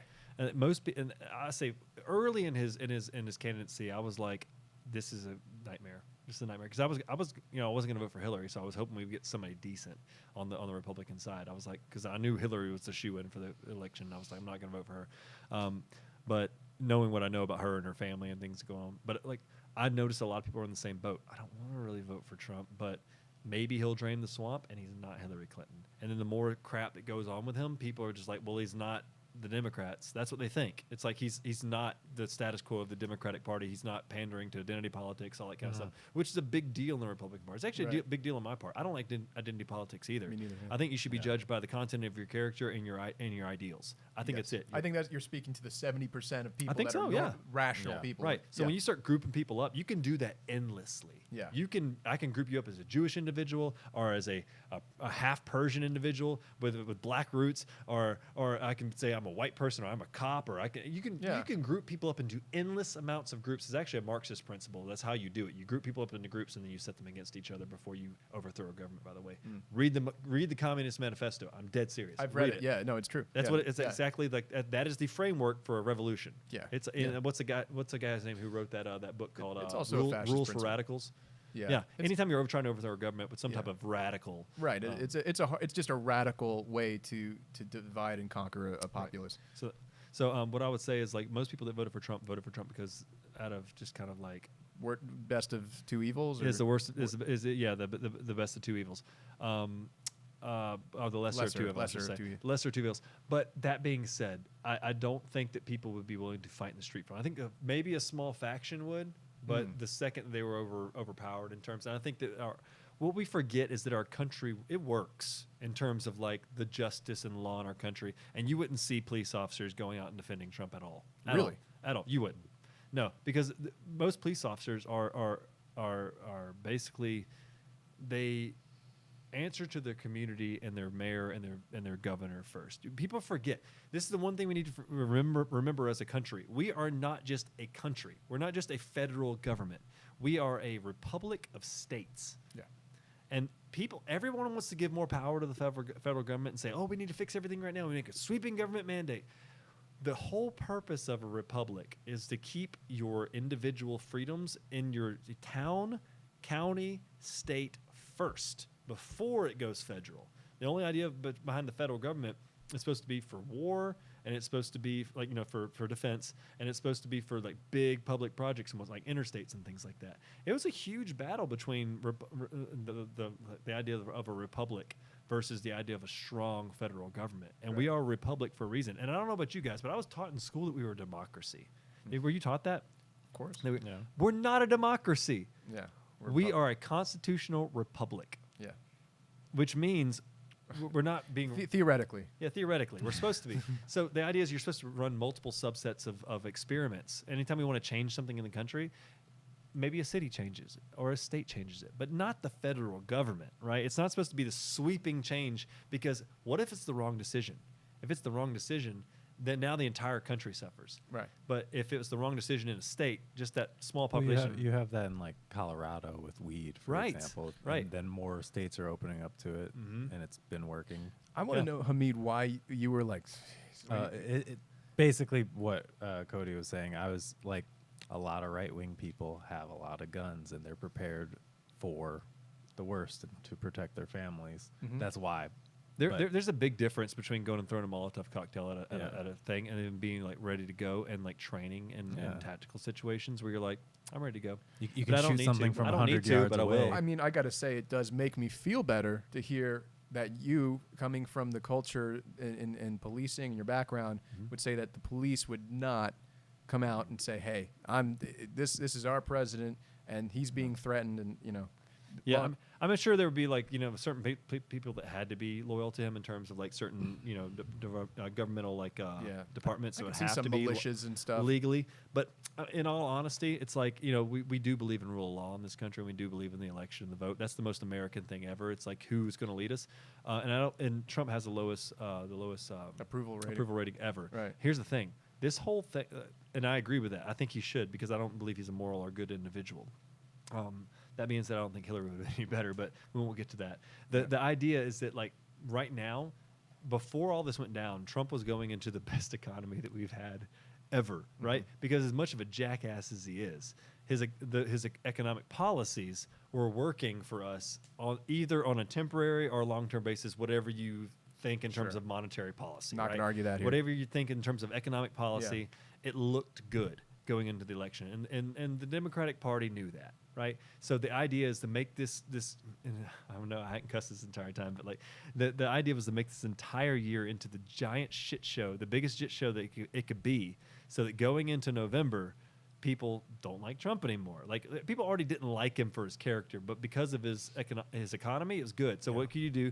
Destroy the economy with the threat of this virus, right? Like it could have been handled without shutting down the economy. Wait, so are you saying that this was designed? No, not designed. Okay. I'm saying it was convenient. It was opportunistic for the media to turn this into this big shutdown. Well, because the public support was for the shutdown or whatnot. Sure, yeah. So and the experts were out there saying. But we could have done what South Korea had done. We could have done contact tracing. We could have done heavy.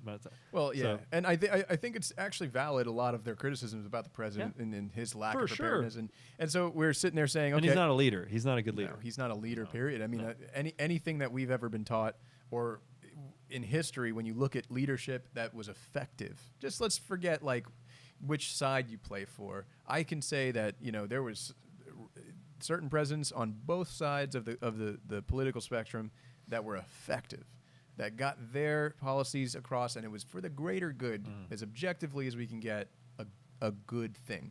Right. Where we are now, he almost, even if he's the best economic president we have ever had, ever, and I don't agree with that at all. Is it worth the moral void that he creates at the very top, setting the tone for the country and how people interact with each other and how people feel about this community called America, United States? Right. It's the least united ever. Is it worth any of that upside? And I'm talking to a lot of my friends I have a lot of friends who are fiscally conservative Trump supporters. And the thought that the conversations I always have with my friends on that side of the fence is this. Yes, it benefits you. It benefits your family. It benefits every fiber of thing that you were taught that's important and keeps you feeling secure.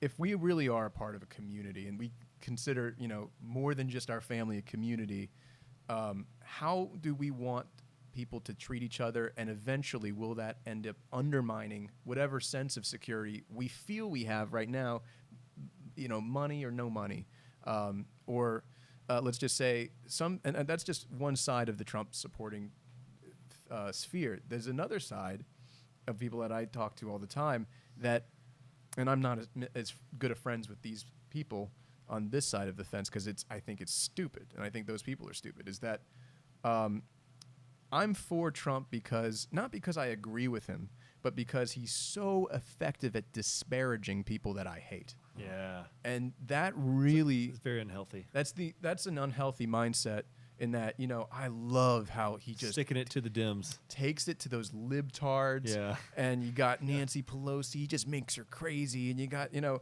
I'm sitting there listening to them say, I'm like, man... You hear yourself right now. Yeah, and they don't hear them, and there's no amount of hey, let's get cathartic for a second. This is an unhealthy mindset. You're not happier. Are you happier now than you used to be? No, just because you got this guy shredding people on Twitter.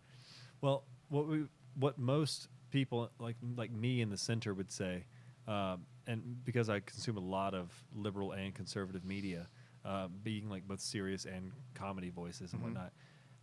Trump was a symptom. I mean, Trump was a feature or symptom of the problem in our country. Like, he wasn't the cause of it, right?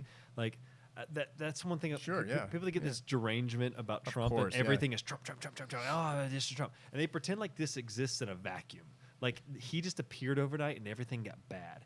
And what I say is, like, no, he was the fever, or like the fever blister that popped up as a result of this disease or this virus we had as a country, and that started. This is just me coming from a little more center right. Kind of looks like a fever blister, by the way. Right.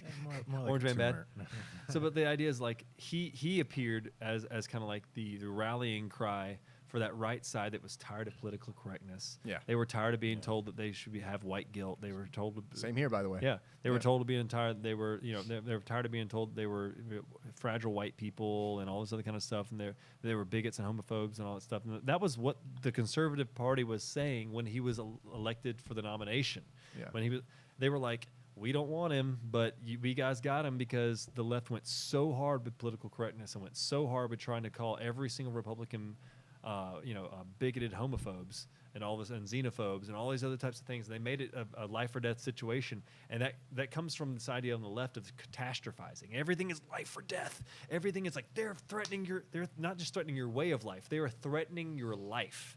Like, if you're gay, if you're trans, if you're black, if you're any minority, if you're anything that's not Christian, the right is threatening your life. Yeah. They're going to kill you, is what they were telling people essentially for the years. Yeah. And then Trump comes in and says, screw all that. And that was his message. And he gets up there like a strong man talking, talking off those people. And that's why people voted for him. And then now, after everything that went down over the year and year after the terrible crap that he says and does, everybody's just kind of like stuck with him, like, oh my God. He's a terrible approval rating, but at the same time... He's not going to get the turnout either. He won't. I don't know. I mean, there are a lot of... I think, and this is to my friends on the left, Like, hey, guys, stop creating new Trump supporters with the political correct bullshit. And I'm saying that, with all due respect to folks that are on, I'm talking about the people that are nuanced, that have a little bit of flavor. I said something like this the other day, like drawing outside the lines in what they talk about maybe on their social media or whatever. And they ideologically align with you. But there's a purity test, and I think the purity test thing is the most toxic possible thing for sure that could happen. It's getting worse too. Imagine if you're. I mean, I've gotten this, and I could care less about what people say towards me. But imagine if whoever's watching this, you're in the middle of the spectrum. You don't like Trump. You think he's kind of a jackass, but you're not sure about Biden. You're like, I don't even think he'll survive the presidency. I mean, I'm just, being honest with what people are thinking. Yeah. And you say, I really agree with the protesters, but I don't like the looting. I don't like the rioting.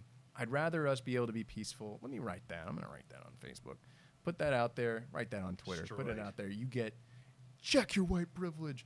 You sit down. You have no right to have an opinion. And you are literally, that person's like, all right, mine's made.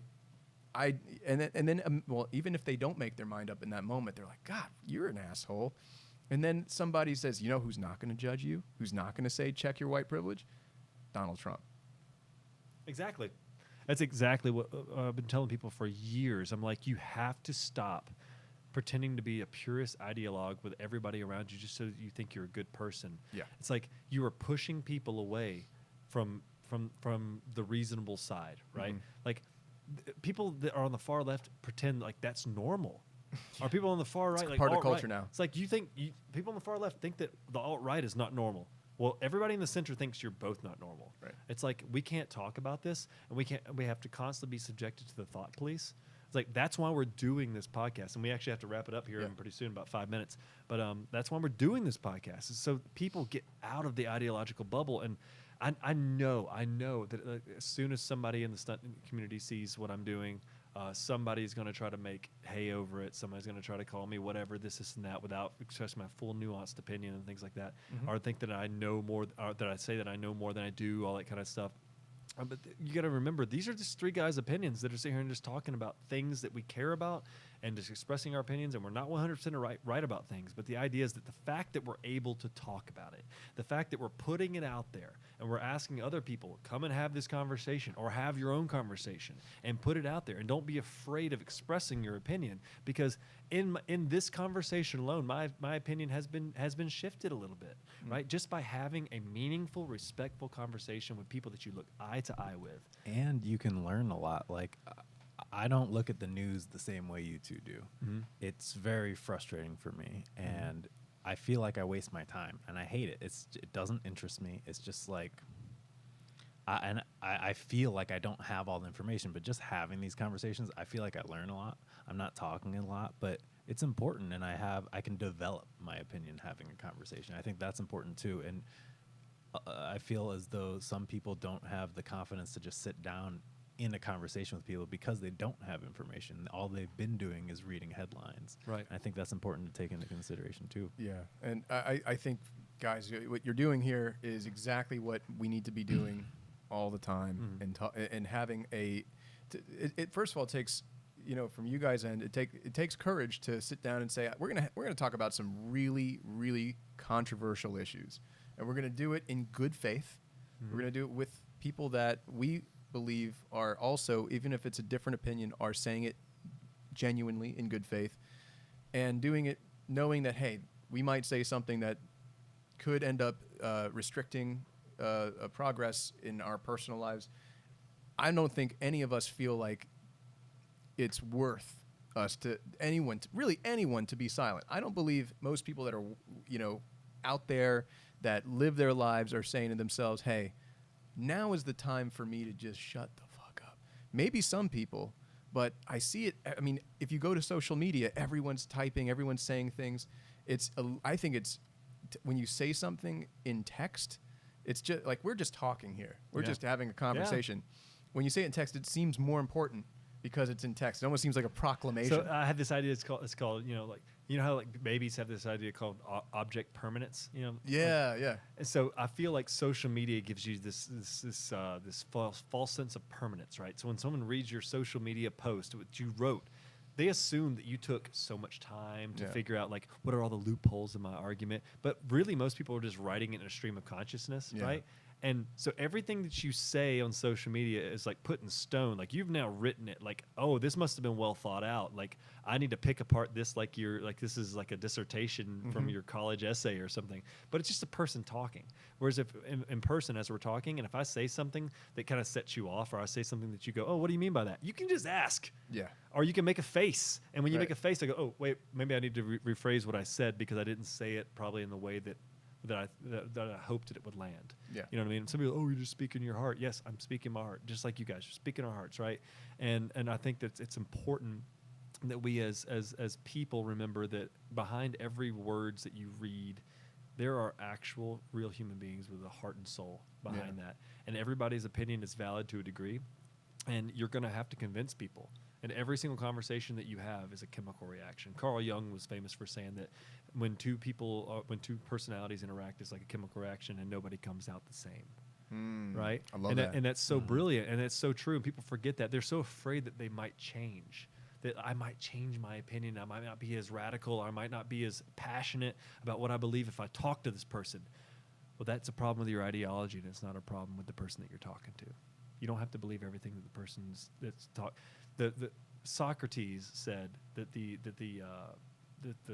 gift of intelligence is just shown. I'm sorry. Socrates said that intelligence can be determined by someone being able to entertain an idea without completely ascribing to it. Right? It's like you need to be able to entertain an idea abstractly and just go off and think about that on a train of thought without actually fully enveloping yourself in ideology. And I think what most people do is they pick the first thing that they got after they went through their teenage years. They're going to grab onto this thing, and that's it. That's what I believe. Cody, people need to hear, especially now more than ever, when we're now falling victim to groupthink and mob mentality. Yep. They need to hear from an earnest person that comes from this world and can articulately give the other perspective. And I think the more we hear that, the more that voice is amplified, we actually can have some solutions that affect change. That's the only thing I think I'm fighting right now is cancel culture. I'm fighting the idea of you can't speak your mind because you're afraid of advertisers losing you, or you're afraid of not getting the next job, or you're afraid of somebody firing you, or you're afraid of just like losing friends. Like all that's stupid. All that is stupid. I have friends all over the political spectrum. It doesn't matter what you look, sound, identify as. It doesn't matter. If we can have a meaningful conversation, and if you break down the side of the road, I will go help you fix your tire. And the same thing with me. It's the same thing. It's like that's how it should be. That's what community is. It's not purity of thought. It's just purity of intention. Do I want the best for you? Do you want the best for me?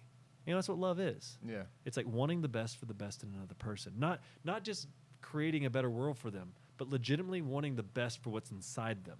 Meaning like I want to help you be the best Hamid you can be. I want to help you be the best Paris you can be. And not like you have to agree with me on everything. That's stupid. That's never going to happen. We don't have the same life experiences. But the second that I demand that you be ideologically pure to me, then I become a tyrant. And that's what's happening right now. People are thought policing everyone around the world. Like, you can't say certain things. Why can't I say certain things? I got to fight cancel culture. Yep. Here we go. Yep. Cheers to that. Cheers. All right, guys. Well, thank you, Paris, for coming on. We really appreciate it. I know it's been a long conversation. And 3 thank hours. you, everyone who... Oh, wow. Thank you, everyone, for watching.